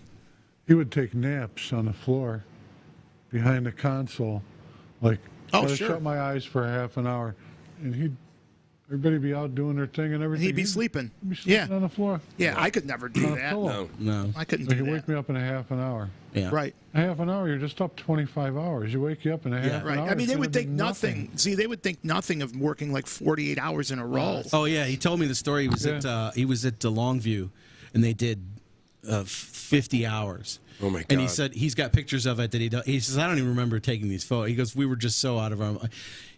As an example, you know, when I had the studio and I closed, when I left, and then Tony took the place over, it was 99. That day, I says, I'm never drinking coffee again. I have not had coffee since then. And I don't want to say it's nothing to do with your radio thing or whatever, but I just don't, for me, it was killing me. We would drink coffee Oh, my God. endlessly. Right. Yeah, It was mainlining killing me. it. I couldn't, it You was always killing had a me. mug when I was 16. 99, I stopped. I have not had a cup of coffee since 1999. And if we weren't doing that, we were drinking heavy. Yeah. Heavy, like heavy drinking. I don't do that anymore either. But that's what kept us. That was our fuel. Yeah. You know, I mean, your fuel. You know, and especially if you got a place where you're running it alone. Mm-hmm. You know, he had a lot of people working for him in the end, which was great. I was so happy for him that he had this big crew because, you know, he had a lot. He had a lot going on. He had a lot he had accomplished every But he month. liked it. He liked having a gun that. to his Yeah, head. he liked that. He liked loved having that. a gun to his head. He That's loved how it. he's on a rate. So it's where I was trying to get at before I was rambling was that recent times, you know, he had a beautiful house in Beauty Point in Tasmania, a beautiful view, nothing to really do. And he was recovering from the stroke. He was him and Neen were both on a pretty intense diet, and they were both losing a lot of weight, and they were really but he was really getting bored. Oh yeah, I could never figure out how he could exist. Yeah. That's what I mean. It's like he cut himself off. You almost like, you know, like you can't let go of a style like that. Whole style can't just go away. Like you can't just stop balls doing to the that. wall forever. And then, Well, slowly but surely, and I'm sure much to Neen's chagrin, he started assembling a pretty. I mean, what most people would consider a pretty serious setup in his house. of course. You know, calling up, Yeah. Josh and Rupert Neve and getting, and he would, all the stuff would get shipped to us because it cost, a fortune to ship to Australia.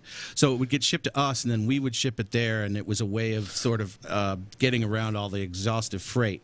So he was constantly going, oh, by the way, there's going to be a couple boxes of shit coming to your place. Just tell Eric and he's going to ship it to me. And it's, I'm like, geez, here we go. It's on, as we used to call it, the old El Rampo, which was Rampo. right. And so he was on the old El Rampo right up till the point he just passed. He was starting to work again for money.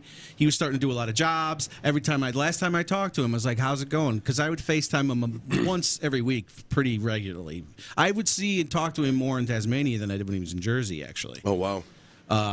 So he was like, "Oh, I'm behind on the Zydeco thing, and I got the Fiends record, and I got Jerry breathing down my neck for that, and this and that." And that's what he liked. Yeah, He was never happier than when he was under the gun. We all want to work. We all, I'm still working. You want to work. You want to continue to work, but you also there's that balance that he never could. He really, could never do that. Balance. Never had the No, balance. because he was going right back. He was diving right back into it. Even when he would go on a vacation, he was hard pressed to really just go on vacation. Yeah, no. Oh, the vacation. Well, yeah, we won't.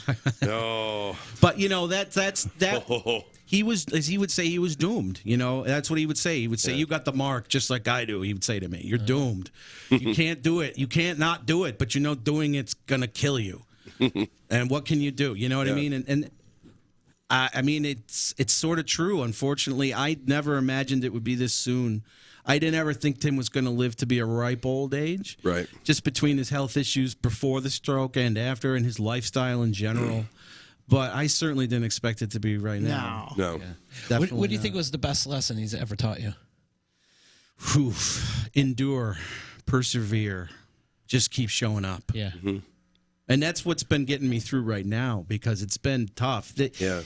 I without sounding corny, I don't have a super tight relationship with my father. And so he was like a dad. He was like my dad. And I know it sounds bizarro. Not at all. But he really was. It's certainly my best friend. And it really, really sucks that he's not here.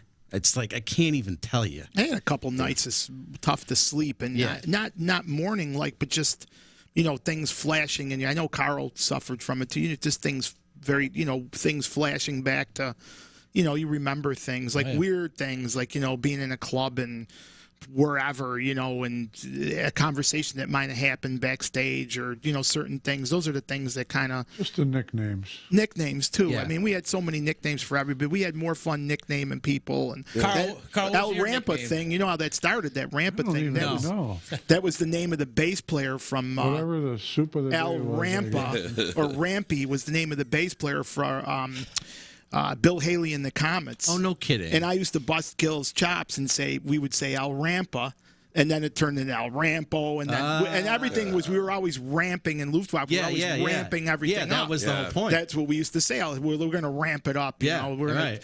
Next week we're going to come dressed as the Flying Pacini brothers, Right, which we Romeo. did. We would go out there as acrobats, you know what I mean? Or whatever, just as an example. Those are the things. And then, we'd look at each other and it would be weeks. We'd be like, well, what are we going to do this week? How much further can you take this thing? Yeah. We made him a mug, it said on the El Rampo. That was his mug when he'd come to visit, I believe it, yeah. And that was what he would say to us, we'd be like, I think you should, I could talk to my buddy Josh. This was at the beginning of everything. Where it's like, I think you should get one of the Neves that he's selling. And I was like, oh, well, shit. Okay. I mean, all right.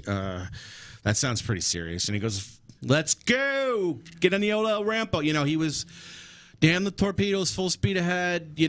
Sometimes it was a little like, oh, Jesus, Well, he didn't always go 100% right, but boy, you just had to trust him. He was reckless, but he knew what the fuck he was doing. Yeah, his filtering was different. Like if I would always worry about if I could pay for this or pay for that. He would just do it. He just it'll figure work it out. itself out. It'll figure it itself out. I just couldn't do it like that. No, it just wasn't me.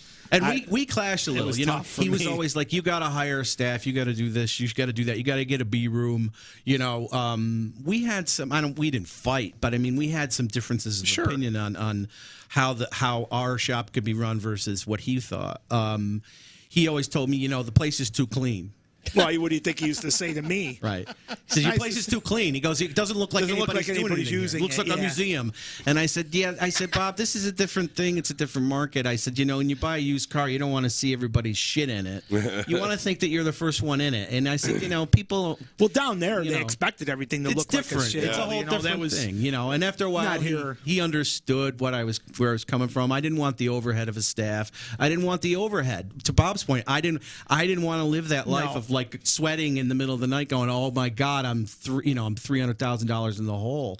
Yeah. How am I going to get out of this? I better get up and hustle." Especially in these times. I mean, people don't record like everything they used to. changed. Everybody's recording in their house. Yeah, tell me they about don't it. record like you know. I mean, our beginnings were you interned like Jeff even did it. You went and interned, and I interned at 2 different places, and then I opened my place. But you didn't. And made countless things before I opened my place, but now people just get a gear, they throw it in a room, and they're let's go, and they charge people. Yeah. To me that I'm baffled by that, how they can actually charge, or somebody gets a new piece of gear and they're using it on the session as soon as it comes in. Yeah. Well, I could never do that. Or what's even more There's sort no of way. baffling is the idea of the musicians themselves doing it. Right. I just coming out of a situation, I don't want to talk about it, but a situation that I was in, I would always tell the band, why do you want to have a studio in your house? For what? Be musicians, write songs. Don't people realize that once you slip, you go from this to that? Like if you go out and you buy a computer and you get Pro Tools and you sit behind it, you don't learn it in one day. So now you're spending all this time learning that. You think you're playing your instrument? No, you're not. You're not playing your instrument at all. Are you writing songs? No, because I'm learning how to use these programs. Right. So all of a sudden you're an engineer. You're engineering. You're not a musician anymore. and it's right lane, left brain stuff. Right. It just doesn't. It just doesn't fly. You know what I mean? On any level, it just doesn't. Yeah. It's a whole different deal. I guess the best part about all that stuff on the other end, though, I mean, for myself personally, because I worked at Apple for all those years, I got Logic for free. So there it is on my computer, and I got an interface. And but you're also not bringing people to your home and charging them. You know what I mean? Exactly That's what I'm saying. And that's the point I'm going to make is that I use it if I want to rehearse, if I want to practice, if I want to. Carl, I'm sure you would have loved to have been able to sit down and compose with the tools we have today. Back in the day, anybody would have. Right. But to make a record, I just think it's a different mindset. I tell anybody I can make a record. I tell anybody that says, "Oh, I'm just going to make a record in my house," I'm like, "You're an idiot." Like that's the stupidest thing. What everybody has now, practically on their phone, right? You'd have to set up a reel-to-reel recorder and right. Oh yeah, just to get 4 tracks out of it. And then really in the whole grand scheme of things, you could have the best freaking gear and all that, and in the end, it still ends up being played on your phone and mostly in mono. Right. You know what I mean? So it's like, hear me out though too. We're in the whole other. That's a whole other discussion. I mean, the best part about going into a studio and going into having a producer or having an engineer that's a producer, aspect. but not only that, but you have somebody that wasn't there when you're creating, somebody with a totally different. Outlook on the music that they're hearing. They're hearing this for the first time. I mean, what we did with Bradisi's record. They put all that time into writing it. We came in and we went, no, do this, and and it ended up becoming a great record. But because it was that outside. And Tim was so good at that. Tim was so good on. Well, after you make 300 or 400 records, you better be pretty good at it. I mean, if you go and look at all the old message boards and stuff like that. I mean, people talk about even people that he worked with when he first was starting out in that whole thing. I mean, I worked with Tim when he was at his house or whatever, and he was there was something about him, and it was like, just the way he was as a person, even way back when. Well, you never, even no matter how good the group is, if you're the producer, you're there to do a job. Sure. I mean, there were some producers that just sat in the armchair and said, "Yeah, that's great." They were what I call client buffers. They just buffed the shit out of the clients, but we didn't. That wasn't our attack of things. I mean, when I was working with Jeff, I threw millions of ideas. Let's try this. Let's try that. Yep. Let's do this. Let's do it. And they were tight. Let's play the string machine on that. Right. Yeah, they were tight. They were tight. Oh, I tortured poor Carl on one record. I made him play every keyboard I had in the place, and at that point, I probably had 25 keyboards. It was on every song was a different keyboard. You were on the Cooper's record. Yeah, I made him play every keyboard. It was torture enough just playing. They don't even make that. Yeah, but he wasn't. You know what though, Jeff? He wasn't even in the studio. I don't think we. No, he was never there. Well, that's probably why I got finished. Yeah, I never like. He just came in and sang. He come in and sang. And me and Carl were there for hours. Carl, I'm going to pull the Birotron. We're going to use it on this one. Let's use the Mellotron. Let's use this keyboard and that keyboard. But that's what we were there for. You're trying to bring another creative energy into it. Well, sorry, I didn't No, and you're not interrupting. Tim's thing was communal recording, right? Yeah. That's what you're talking about. The exchange of let's work together, play to our strengths. That would be a lesson I learned from Tim. Play to your strengths. And there were certain things that you just couldn't let pass. I mean, and especially for him, he was a drummer. So if you got a guy in the band and he's not cutting the drum part, I mean, there's beatings. Either you do it now, you can move things around on the grid and Pro Tools, but back when we were recording the analog decks, if you couldn't do it, you just didn't do it. And then for me, ultimately, Lenny Milano would get the call. Lenny, can you come down, or I need you to play on these tracks? You know, I mean, this is the thing that, like we were saying, there'll be people that will garner hate because.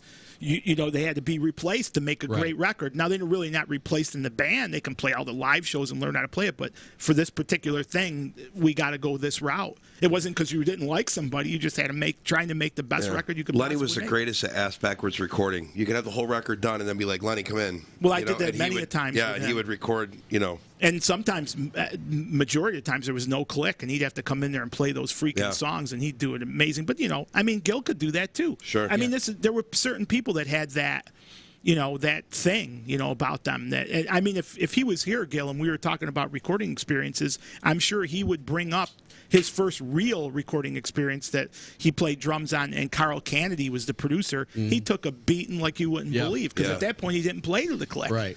And I was there because I was the assistant. As a Yoggers, dude. right?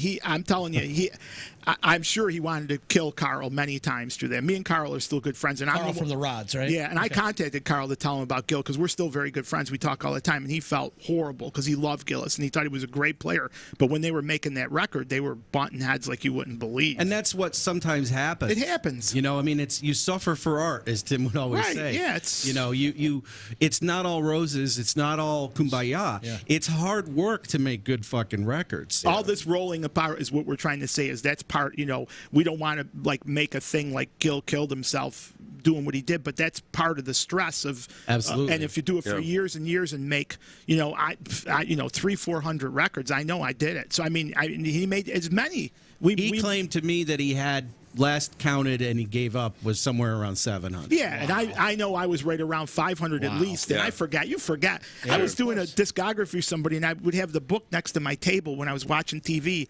and with my wife, and all of a sudden the name would come in. I'd write the name in because you don't remember. Of course. And then when I post things, people go, "What about that record we did?" You know, you don't. People think that you remember all those experiences, and you would love to, but you don't. No, I don't remember Probably what do I once did they bring them up, though. 4 I mean, months like you ago. forget about them, but then all of a sudden somebody will bring something up. We you're know like, some of them, oh, but you know yeah, some, yeah. Justin, I don't even remember. Like Sure. people, and they'll send me copies of it, and I'll go, "Really?" Yeah, Like, you I know. like- Yeah. But 10 years, I did it at just downtown. 10 years, it's a lot of time. 10 Yeah, years. sure. Somebody sent me something last year. They sent me the final product, and I'm on there playing keyboards. Oh, really? Yeah, I did that? Who know? You know, you just don't know. You know, but these are the part of the stresses that really added to. You know, he was diabolical as far as work. His work ethic was Yeah. incredibly staunch, but it took a toll on him, and I could see it being his friend, and I would talk to him about it, and he said he would adjust sometimes. He'd start working out, and he'd come back like really strong, and he'd look great, and we'd see each other, and we were both looking good, and we were real happy about things, and then we'd see each other, and we were both blobs. It's like through the years, it was all that up and down stuff. Yeah. But he was more. I didn't have as much torture as he did because I didn't take on as much. He took on a lot of responsibility. I was in Utica, and I was busy that way, but I didn't have the financial burden. He bought a $600,000 console. Yeah, I mean, $600,000. We're talking 2000. We're talking Yeah. 22 years. It's 600,000. like $1 million, 1.2 million. What do you probably think? now. What do you think the note was every month? It had to be 20 to And 30,000. nine power supplies that had to be left on 24/7. Yeah, you could never turn the board and off. it had to be cooled. So in summer they had to be air conditioned. So now you got the electric bill on top of that. Yeah, so you got the Con Ed bill coming in. He told me it was Sure. like somewhere around the lines of $2,200 a month, just the power bill. Wow. Wow. Well, what do you think the console had to be? Sure. 20,000 a month. Yes. Yeah. So he had This console was SSL?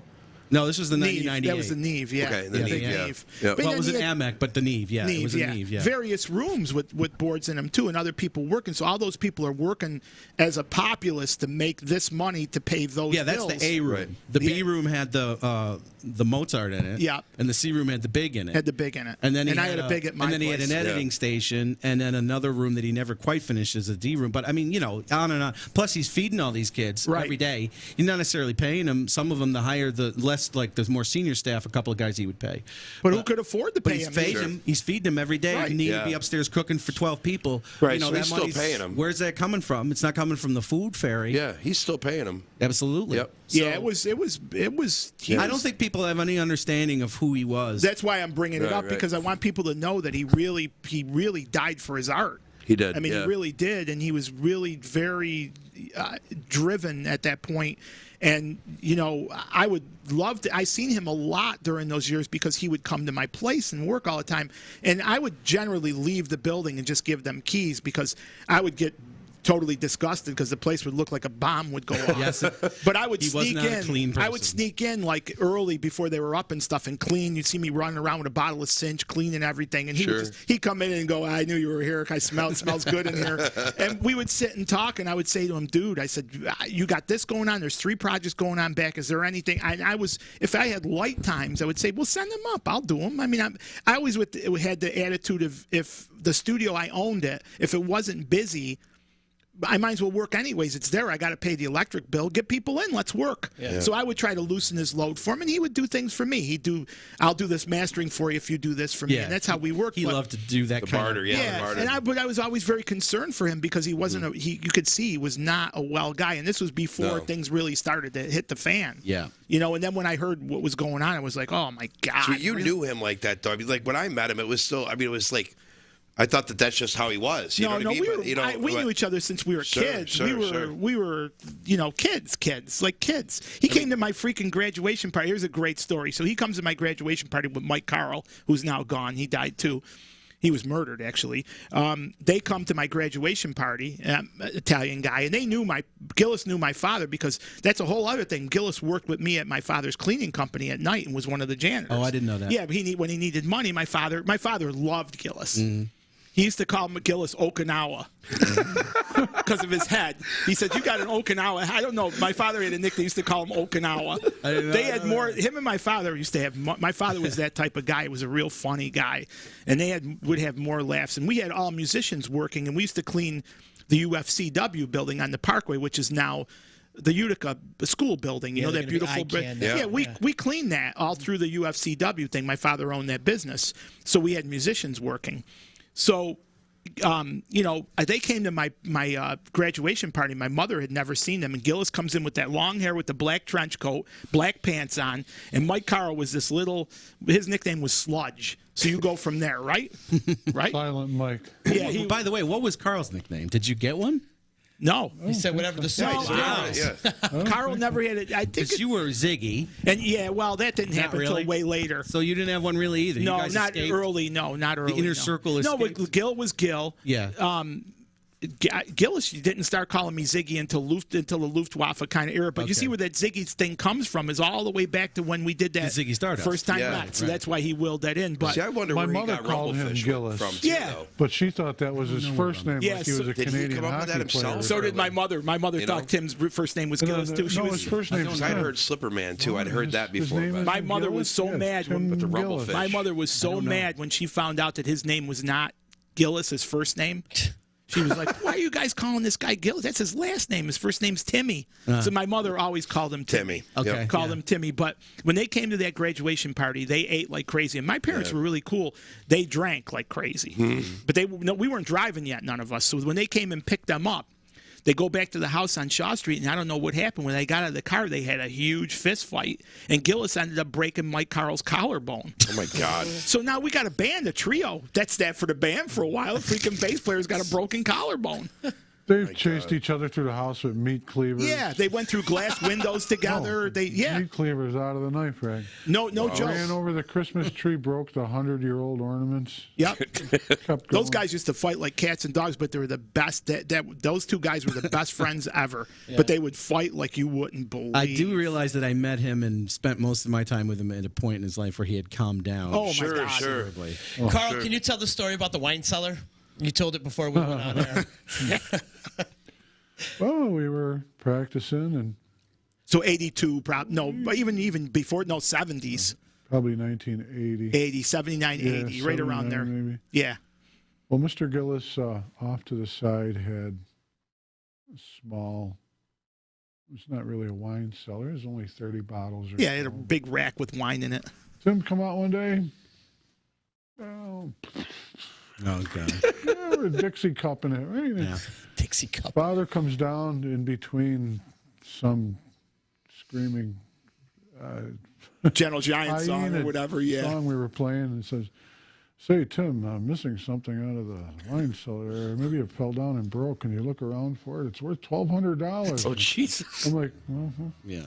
You had to know his parents were very proper. I mean, they were friends with the Reagans. They were very proper people. They knew Ronald and Nancy Reagan. You know, Gilles personally. grew up with no TV. There was no TV in that home. You know, so Like you said, they rented a TV when the Riggers were on. Yeah. Yeah. They Well, ran- he was when a the president military would man. speak, he'd yeah. Dad, so. Very, So and he looked like a professional guy, and his mother was, she was, would you say she was from Rhode Island or something Rhode like that? Island. Yeah. So they were very, together people. Yeah. They were, on a different level. I'm back home, and they're, it's who's talking about who's getting shot. East side. East side, and But when you would go there, but they didn't have those airs about them. They were very nice people and very accommodating. know. He was the black sheep of the family a little bit. wasn't Yeah, oh, he definitely was. There's no question about it. I remember he had 4 or 5 sisters. I don't remember. Is it 4 or 5 It's sisters? 4, right? 4 and the one And the brother. brother. So one of the sisters, we were at the house that Wait, day. there's another Mel Gillis.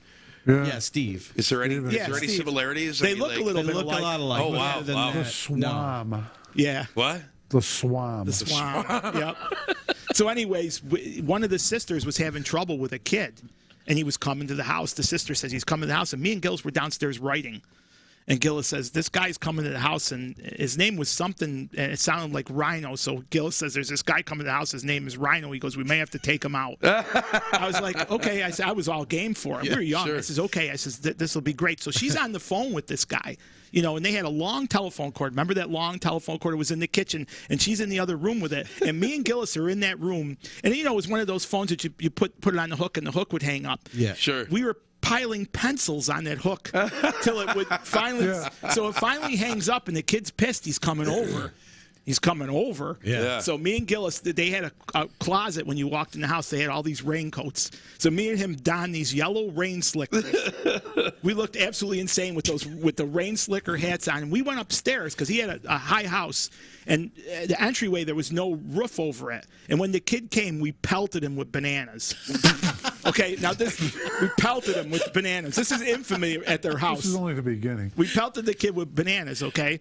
And so the kid's like, he was a total nerd kid, and he's pining for the sister, and then I'm gonna kill you guys. So Gilles is big.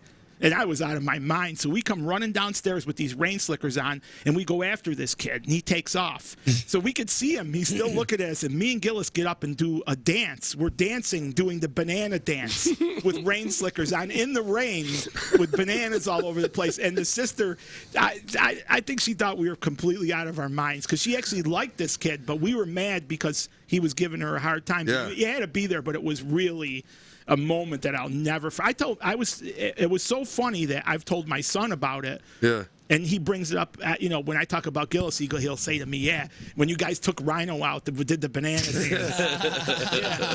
That was just one of many things, but that was a memory I will never forget. Me and that knucklehead out there with rain slickers on. And they didn't fit. Like, I had his sister's rain slicker on the arms, and we're out there dancing on the thing, and Goldstein, that was probably across the street, Slade was probably saying, these guys are out of their effing mind. Yeah.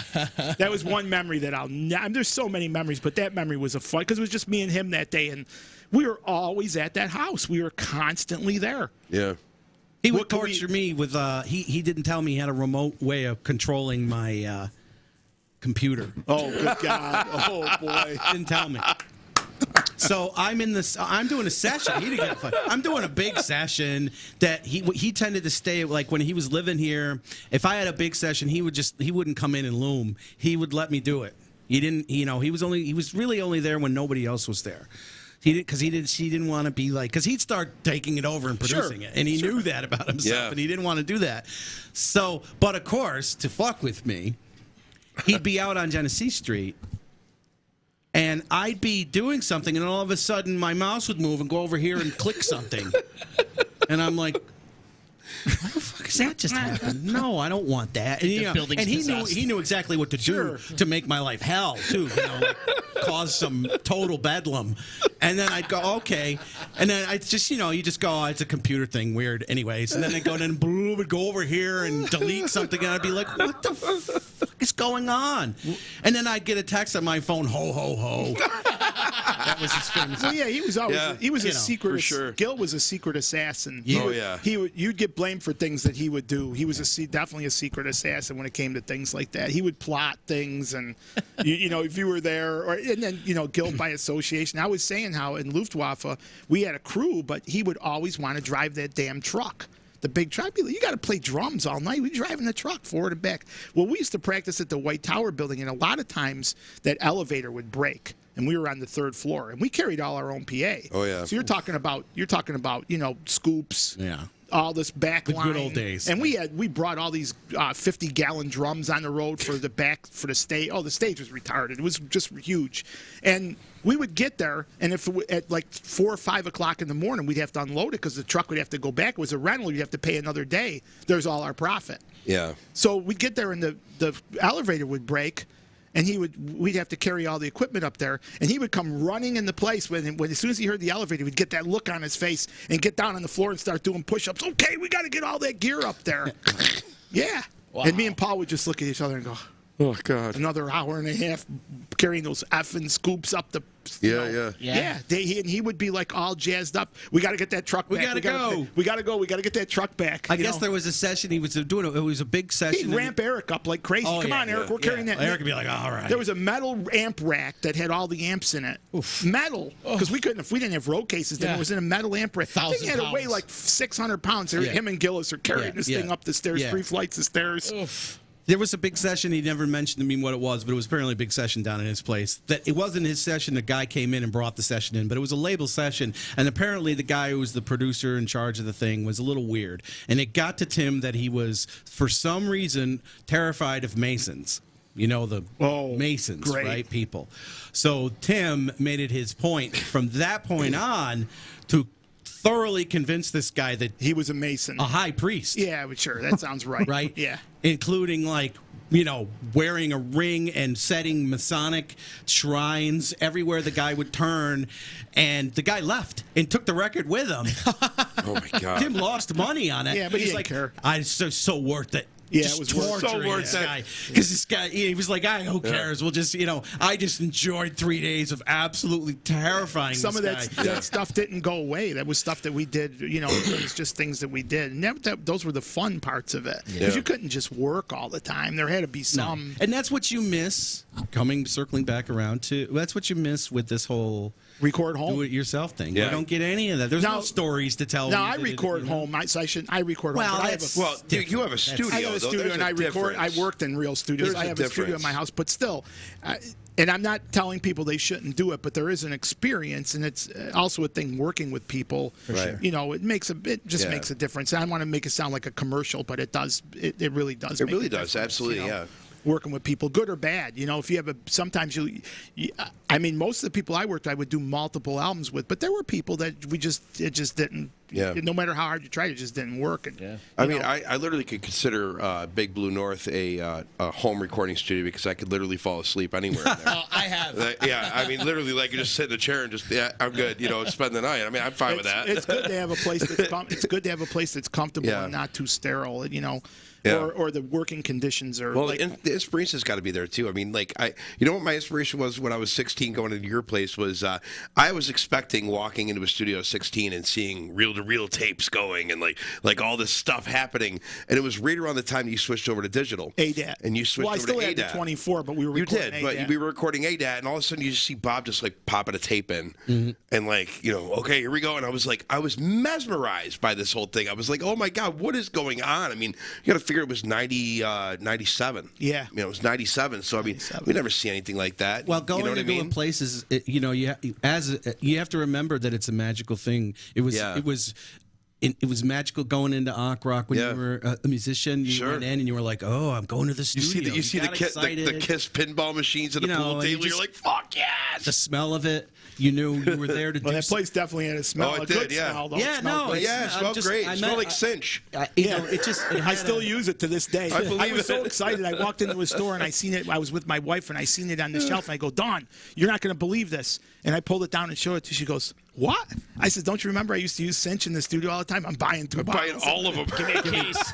I got it upstairs in my place still. Sure. But, seriously, you still use it in your studio. Yeah, why not? That stuff matters. And Tim was very big on it. He's like, you got to remember that these people aren't here every day like you are. Yeah. And they're going to remember this possibly the rest of their lives. And they will, absolutely. Like Big Blue for me was the live room. It's still to this day, the live room is inspiring to me for some reason. Like, walking into your place, it was your control room for me. And we worked in the control room a lot. We worked a lot in the control room. So for me, at your place is the live room. For me, that's some place that I could literally sit Indian style in there and write. What a lot of people don't realize is that there was pre-production. Like when I worked with Jeff's band, I went out and did pre-production at his parents' house. Yeah, went to rehearsals. I remember sitting behind the drummer because he was a fantastic drummer, but he was a very anal guy. Sure. And not saying anything bad about him because I really like Rob. He's fantastic. Yeah. I can't believe he doesn't play anymore, but as much as he did or at all. Because he was a freaking fantastic drummer, but he was very particular about the way his drum sounded. So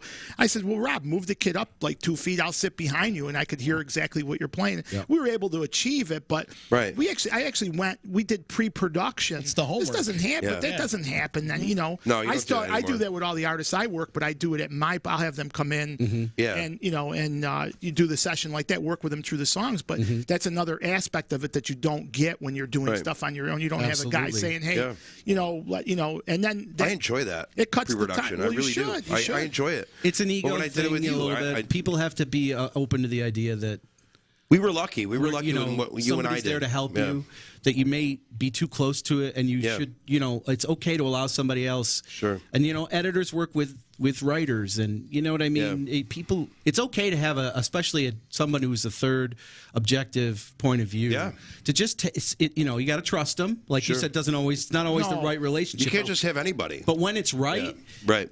It's very difficult to beat. You think any of these that. people take down a record now and look at it and see there's like 12 people producing it? Right. I don't even know. Yeah, 10 people. No more liner notes. No. But there's usually on tracks now. There's 10 producers on the track. You just know what I mean? wiki Or it. Yeah, 15 just, writers. One guy did the little hook. Right. Yeah. Right, I mean, come on. I mean that. Well, now they got to cover their asses because they're worried about getting sued and shit. You know what I mean? Well, so you got it's to worry just about that shit. Music is assembled like a air conditioner. Yeah, now. it's totally Exactly. different. It's like on a Not assembly a bunch line. of people in It's a an room assembly line. playing. Like they might record half the song at your place and then record the other half at his place and then master it at this place and mix it at this place. Well, that's not such a big deal because that kind of always used to happen. But I mean, I'm saying half a song. No, you know what I mean? Like, even that might have happened. But it's the idea that you just now you don't even have a linear. We're not attached to it. Yeah, there's no. I can't imagine recording a record though like that. You know what I mean? Like I don't know. Sometimes touring bands would have no choice. Sure. I mean, you'd be if you in have LA, no choice, you do a little that's bit fine, here, you but, do a little New York, you do a little there. Think about it. Led Zeppelin 2 was never recorded in one studio. It was recorded all when they were on the road. Right, when they were on the road. He would just walk into a place. And he wouldn't even announce. He'd just walk in and go, "Do you have studio time?" And he would walk in and he'd maybe have cut that day a whole lot of love in a studio that they weren't even expecting him. Wow. They would cut that track. But this is at a time when the studios he was walking in were all ready to go. Ready to go. Yeah, absolutely. You weren't walking into Joe Blotz's basement. No. Exactly. Yeah. No. I have to say also. I mean, that's why I think I don't want to interrupt, but I think everybody should watch that Beatles. The Beatles. Oh, that was incredible. Because you get an idea of how things were done. And everybody needs to apologize to Yoko Ono. That's all I got to say. Because, everybody for years thought the Yoko broke the Beatles up. Paul says it in Get Back, in that documentary. Everybody should also be thanking Glyn Johns. Yeah, oh, exactly. For sure. For kicking Magic Alex. How Magic Alex, that thing was completely. How freaking cool was that in that documentary, though? You're sitting there, they just kind of like pan the camera over, and there's Alan Parsons just sitting there, like chilling, right? Just with the tape going like this. I'm like, what the hell, man? Everybody starts somewhere. He was just an assistant. It starts somewhere. And that's the sad part, I think, if I'm going to be an old guy right now, a little about it all. Just because you're great doesn't mean you're old, okay? Knock it off. It's just that, the reason that these records 50, 69 years later still sound good and we still talk about them, some of the reason is because there was no weak link in the chain. And what I mean is it's hard to fuck up, if you're making Who's Next, it's hard to fuck that up when you've got Townsend writing the songs, you've got Entwistle, Daltrey, and Moon with Townsend playing in, I don't know where they made that record, let's say at Olympic or Trident or whatever it was. So amazing place with Glyn Johns at the helm. Yeah. Hard to make a shitty record at that point. Yeah. Right. You know what I mean?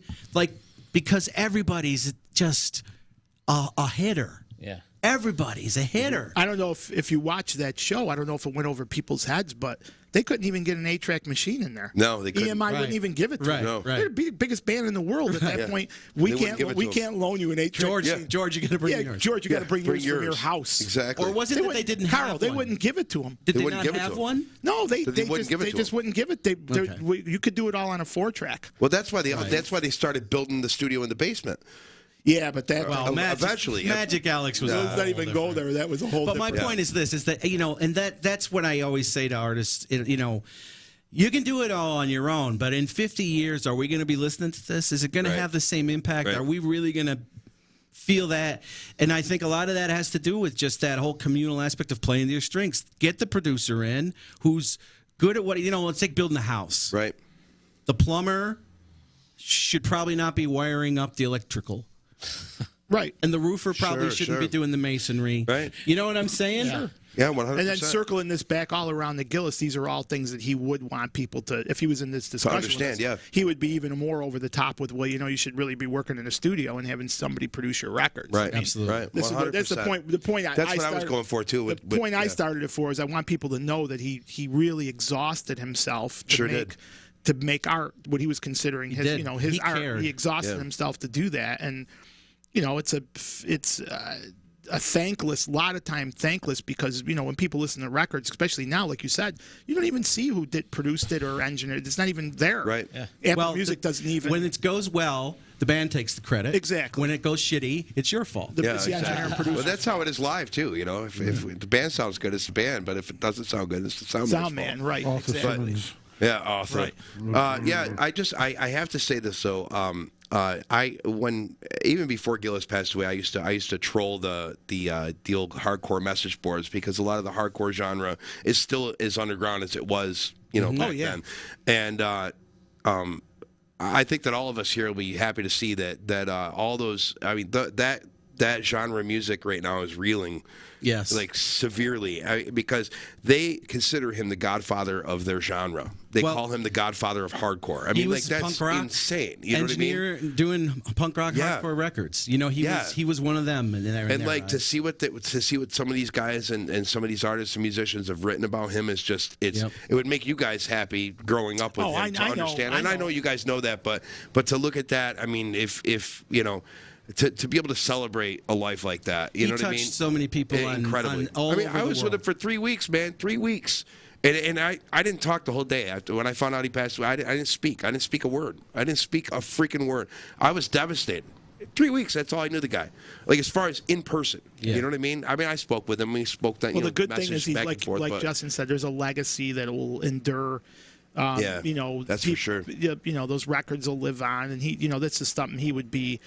Like I said, I felt something for those couple of days, and then I messaged Jeff, and I says, I don't feel it anymore. I think he's gone, and he's at peace. Yeah. You know what I mean? I think, it took a couple of days for him to get where he needed to go, and I felt like that was just my feeling. I don't know. Sure. I'm not God or anything. Well, I think you're right on that. It was just my feeling that it took, everybody we had to mourn for a couple of days. Yeah. And he left his mark where he needed to leave it. And, it's easy to say, and I know because I've had other friends pass away that I was really close to. It's easy to say that you'll think and remember, that all the stuff that happened every day, but you don't. Time marches on and things get forgotten. But when you have a legacy of all stuff that you've recorded and your name's on it, and people remind somebody someplace in the world might talk about you, just them that one day, and then someplace else somebody will talk about you. So you endure in that way. It's like leaving 700 kids behind. Right. Yeah. 700 kids that had 10 kids of their own. For sure. So that whole thing multiplies. And I mean, how blessed are you that you were one of his last pupils, in a sense? You know what I mean? Oh, I mean, yeah, seriously. I mean, like if you think about it, I mean, this man taught so many people. I so many probably people. undeservedly had a closer relationship with him than most people got to have. And I guarantee he never thought in a million years he'd have a relationship with a 50-year-old. You know what I mean? Like, honest to God. I mean, I'm sure he never thought that he was going to be, talking about, being in it. You being younger than him. Is what I'm saying. No, But, you know, Justin. He liked when kids were younger. He liked doing that. I'm sure, but I'm That was saying his thing. like to have, but to, as a teacher aspect, but to have like I'm sure that he looked at you, as like a son as well. You know what I mean? Well, it turned out it started as a sort of mentoring, like you got to learn this, and beatings will continue. Sure. But then it grew into. Well, sure, you earned his respect. Yeah, I think so. That's That's definitely what it came down in our day. Well, there was that thing though. I mean, like it's like that family member that you have. Okay, so you have your family members that you fear, your family members you can walk all over, and then there's family members that you don't want to disappoint. okay, because you respect them so much. And I think that was Tim. Like, you weren't afraid of him. Absolutely. You weren't afraid of him. I mean, he wasn't going to turn around and punch you in the face, especially nowadays. You know, he wouldn't. Well, have, a perfect example is when we said, well, didn't Carl have a nickname? Well, Carl never had a nickname because he knew he was. No, he was ultimately respected. That's what I'm saying. Exactly. Yeah. Sure. Gilles had so much respect Right. for Carl and his abilities that there was no nickname. It was always, well, Goodhines will be down Yeah, to play. Yeah, and that was, but that's the thing with. And then when I finally got to know Carl, and it took quite a long time because you see Carl's very quiet, but when I finally got to know him, he was funny and great guy. But well, we haven't shut up the whole time, so that's why. Well, Carl's You always guys letting him talk, though? I mean, come on, let's stick up for the man over there. See, Carl's the quietest guy you ever met. When he says stuff, though, it matters. But Carl's a quiet guy. But we always had ultimate respect. Before I even knew him, this Goodhines guy's coming down and playing. It was never, so I would never even thought, well, I might make up some kind of funny nickname for him because, that was off limits. Yeah. That's basically why. Well, I still get 2 or 3 people a week. But we have a now. nickname. Yeah. Me and Carl, we call each other Fert. It's just a joke. If we talk on that's all it is. Hey, Fert, how you doing? Everything's Fert, and that's a funny story in all to itself, and that involves Gilles. That story. There was a guy who played. His name was Ferdinand Lewandowski. Of course it was. And he was from up the Big Apple, and he had a lot of gear. These and people stuff. actually existed around here. Yes, Oh, yeah. and somehow, Right? did you guys blown away today. how did you guys get playing with this guy? Because he was nowhere on the same level. On Westmoreland, and he had some new fog machine that was heat activated. So you put the that's right. stuff in, and it would it looked like a fogger too. Yeah. The more, like a the more beekeeper. one. And it'd sit there, and after 40 minutes, we got fog now. Right. So, yeah. And every time we moved stuff around, eventually we were calling each other Ferd. Yeah. And eventually be Fert, he'd be like, yes. Him, Yes. Ferdinand would always go, yeah. He was a really strange guy. Yes. So that was just a joke that we had through. Yeah, he'd show up to 5 guys calling each other Fert, and he'd Fert. be like, yeah. So that was a million years ago, and it's still we still call each other. Me Sure. and Carl call each other Fert. My son thought his name was Fert. I mean, we just got a nickname that we, No, it's Bork. Bork, yeah, because he says Carl looks like the Swedish chef. Oh, you've heard of And then he ramped it up by bringing him a Swedish chef shirt, my son's shirt. So it is what it is. But this is another Gilles. Gilles was right there when this all happened. Yeah. Ferdinand Lewandowski, and we knew him. Me and Gilles knew him because he used to shop at Big Apple. That's how we knew him. And Gilles worked at Big Apple. Mm-hmm. So I got Michelini in, and then me and Michelini got Gilles in the Big Apple. So there was a one time you could walk in there and catch Gilles in the drum department, Michelini in the keyboard department, me in the guitar department, and Mark at the counter. Yeah. And that was a devastating crew. Oh, I couldn't imagine. Oh, my God, the stuff that went on during that's even a whole other thing. Hey, we'll have to get you back for those stories. God. One thing before we do get out of here, there's been a bunch of people that have been chiming in throughout this whole conversation, and thank you so much. If you're watching on Facebook, please click the share button. If you're watching on YouTube, smash that like button. I'm going to get through a couple of them, and You better hurry up because I know you got to pee. You can see it on my face. I can, yeah, You absolutely. just know me already, huh? Just been doing this for 2 years together now. You know me. Bill Scranton saying great stuff, guys. Oh, geez. That's I love Bill. We recorded the first Luftwaffe stuff with Bill Scranton, and he was freaking. There was a little part that had a German spoken thing in there, and we made him do it, and he did it incredibly. Oh God, I well. can imagine. He was my first mentor, Bill Scranton. If I Really? never met Bill Scranton, I would never be where I am right now. Well, he's saying Tim made a great impact on everybody he met, and these are all great memories. So thank you. Sure. Thank you for chiming in. And Mannion saying, I love hearing these stories. Happy you guys are doing this. Rest in peace to Tim. Kevin Hodgkins. Bundy. Oh yeah, Bundy. That's Bundy. He's saying Gil rescued you and him in Kinder. Oh, I don't want to give into that. It was a whole other thing. Okay. We'll have to come back and talk about that one. Oh, my God. Nick Vanderwood. Hi, Nick. Good to hear from you, man. He's got a new album out there, or a new single out there, produced by my man over here, Jeff Aderman, which he'll be in the studio in a couple, I think next week he's coming. Yay. To talk about it. But he's saying love seeing all you guys together, and it's been great to have all you guys in here today and talk about all these awesome stories. Jackie's checking in. Awesome tribute to a larger-than-life guy. Great album out there. Bobby did a great job with that. Thanks. She's also on the Sammys right now. She's on the you could go and vote for People's Choice Awards. And yeah, they're playing her out in Syracuse, too. Dave Frasina's playing her a lot, which is great. Sound Did we check. make it to round 3?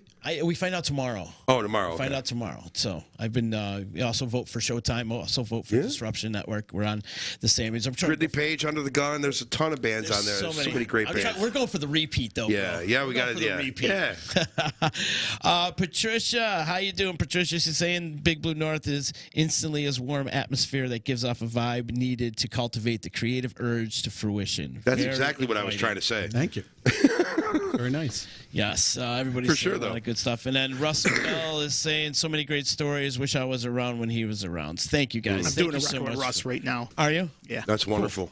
Awesome. Bob, do you got anything you want to promote before we bounce? No, I'm in the middle of a few records. I got this guy, Rick Reichert. I'm doing a record for it's absolutely great. Russ, I'm finishing mixing his record. You know who I just got done doing was because you had Alberico had passed last week. I just remastered the Sale record. It sounds Oh, fantastic. no Did shit. you really? Yeah, Oh, wow. and there are a lot of people don't know this, but there were 5 songs that were left off that I have. I can't wait to that hear are going to that. come out, and then there's 5 live original songs. So there's going to be a separate companion record that has 10 songs on it. And I've been working with Awesome. Mike Delagala from L.A. and Pat Petrello will be back in the studio Thursday to get that. Wow. That thing kind of wrapped up. And then I'm also doing a record with, mixing a record for Styx Labicki, who was in Sky Church with Paul Angerosa. And Angerosa's tracks have been coming in from Florida. Ooh. So I'm getting this thing together. It sounds really good. So it's like the Sky Church reunion, but the Frogs kind of thing. And Paul sounds freaking course, excellent. he's a So freaking yeah, legend. there's He's I an got a animal. bunch of. I'm busy. I can't believe how busy I am. I'm That's still great. teaching. If anybody needs lessons, you can get a hold of me. I really enjoy doing that too. But the studio is Yeah, you do extremely need that. busy. Good. Awesome. Extremely. Jeff, what about you? You want to promote anything you got going on at Big Blue? No. I just. I gotta get. Seek them out, please, everybody. Just seek them out. I gotta get through Friday, which is the funeral, and then I can think about life again. Sure, we're doing records. Please visit us. It'd be great. We'd Where do love they to- find you online? Oh, Facebook. It's easiest to message us. Big Blue North. It's not that hard. Yeah. Piece of cake. Yes. I got stuff going on. Sure. I'm doing Nick's thing. I'm doing Jerry D's doing something. We're doing a big thing for the YMCA where Liberty DeVito came in and played drums, and T-Club's coming back, right? T Club from Jersey. They're a great band. That was Tim's Yeah. band. That was Sure. Tim's band that I took over when he retired. Great over. band. But you know what I mean. Great records you guys have done. So Great records. there's lots of It's stuff. good to tell but, people what you're doing. We want people to know in Utica that we're busy. Yeah. I mean, sure. definitely. There's things. No Gilles would be question. waving his finger. I know. He wants you to. He was. Yeah. I know. Promote. He was like, "You are the worst salesman on the fucking planet." That's what he'd say. We got to get you a little bit. We got to PT Barnum you up a little bit. I know. Once I'm in the session, I'm. I mean, if Yeah, we you're wanna, fine. Fucking ready to go. if we I can wanna- attest to that. If we want to but- talk about Big Blue North, we just got to get his wife to come on the show. Exactly. That's it. We're good to go. Just leave him in the control room, all right? She's the brains and the beauty. We don't want Syracuse to say that they're always busy and we're not. You know yeah. what I mean? No, you're absolutely and right. Not that there's a competition thing. There is none at all. No. But we want people to know that we're still working. Yeah, we are. As Tim would say, it's not full of hill people here. No, we're making. Right. You got the 2 guys right in this room. We could do some damage. Yeah. Oh, for sure. absolutely. You know. Absolutely. Some We've of the made best it, around. tons, so many records. You can't even. And I've got a couple Sammys, and we compete with them easily. Yeah. Yep. We're ready to go. But I mean, we want people to know we're working. We're Yeah. busy, and even though the COVID thing's going on and everything, we're still busy. People want to make music. You know? Absolutely. On every level, there's different levels to it. I got the Harlem Boys Choir coming in this weekend. Wow. That's great. Yeah. That's great. Forgot about that. How do you forget about that? I know. I just sorry. Do you know? Do you know Vinny Katroop, Yes. the barber? He's coming in to cut a track next week. Oh, cool. That's awesome. Yeah, Does a he's hip-hop good. thing, No, too, no. The Harlem Boys He's a Choir? country Yeah. singer. Yeah. Fantastic.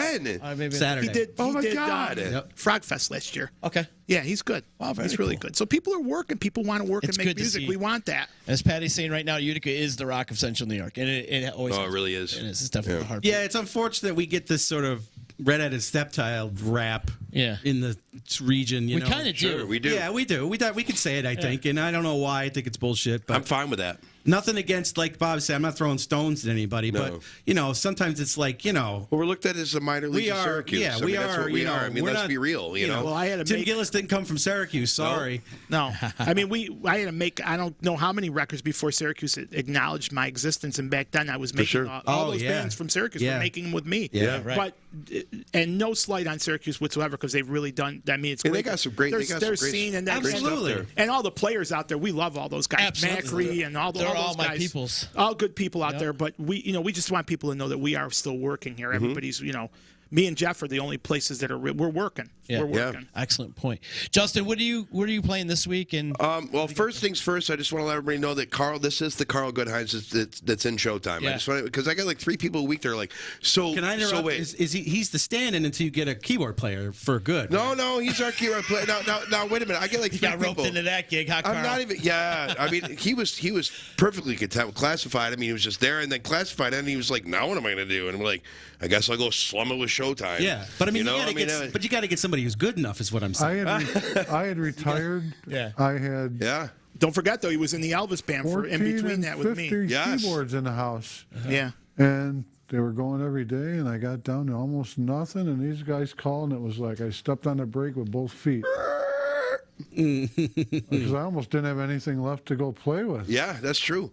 But I'll tell you, there's at least 3-4 people a week that'll either call me or come up to me like at a gig that I'm playing by myself and go, so Carl Goodhines, like the Carl Goodhines, Well, the Carl Goodhines, like 805. Yeah, well, that's it. We didn't even, Carl Goodhines. Yes, we that Carl Goodhines. didn't even mention that Carl was in 805. Yeah, right. I mean, Small band. Yeah, you know, just a I mean, Which, by the way, 2 of the members of 805 were back together chatting again this past weekend at the gig. Cremo and him were backstage. Cremo. Matter of fact, Cremo was late getting on stage for the gig at the casino because Carl and him were chatting backstage. I got a lot of Cremo stories. For Oh if you yeah, want to hear those. yeah. We got to come back. But and we're do playing. it. We're playing Friday at Lucan's full band. Full band. Yeah. Oh, great. Hope to Awesome. see you there, Z. Yeah.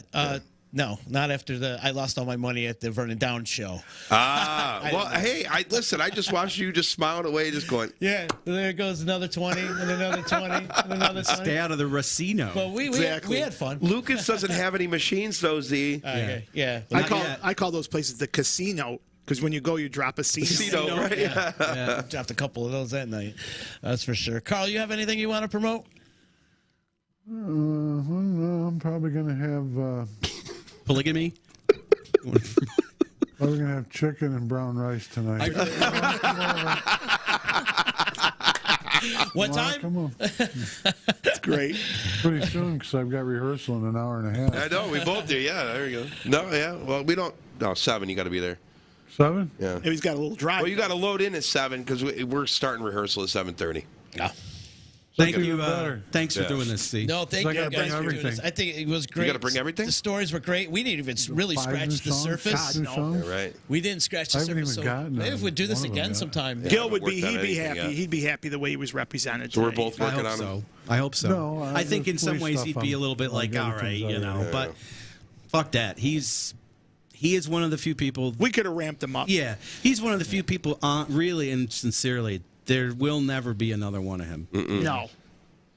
Yeah. No. And that definitely came across today on this podcast. By the way, this is the longest local music Monday in history. I know we're at 2 hours. Wow. Yeah. Thanks. That's crazy. Are you going to get in trouble? No, God, all right. no. Thank you to United Auto Sales, EJA Moving Services, Joey's at 307, Billy the Liquor Guy, Utica Coffee, Saranac Brewery, Dave Longaretta, and of course, Ballsy. Ballwash.com. Use promo code members only and get a 15% discount. Get some hygiene for your groin area, gentlemen. I think we all need Been there, it. done that. I highly recommend it. You guys all have yourself a good day. We'll see you later. Take care. Looking to sell your vehicle? Contact the United Auto Wholesale Team. We'll buy it. Old or new, car, truck, SUV, van, call to set up an appointment. Then stop in, make the sale, and get instant payment. Sell your vehicle to United Auto's Wholesale Team.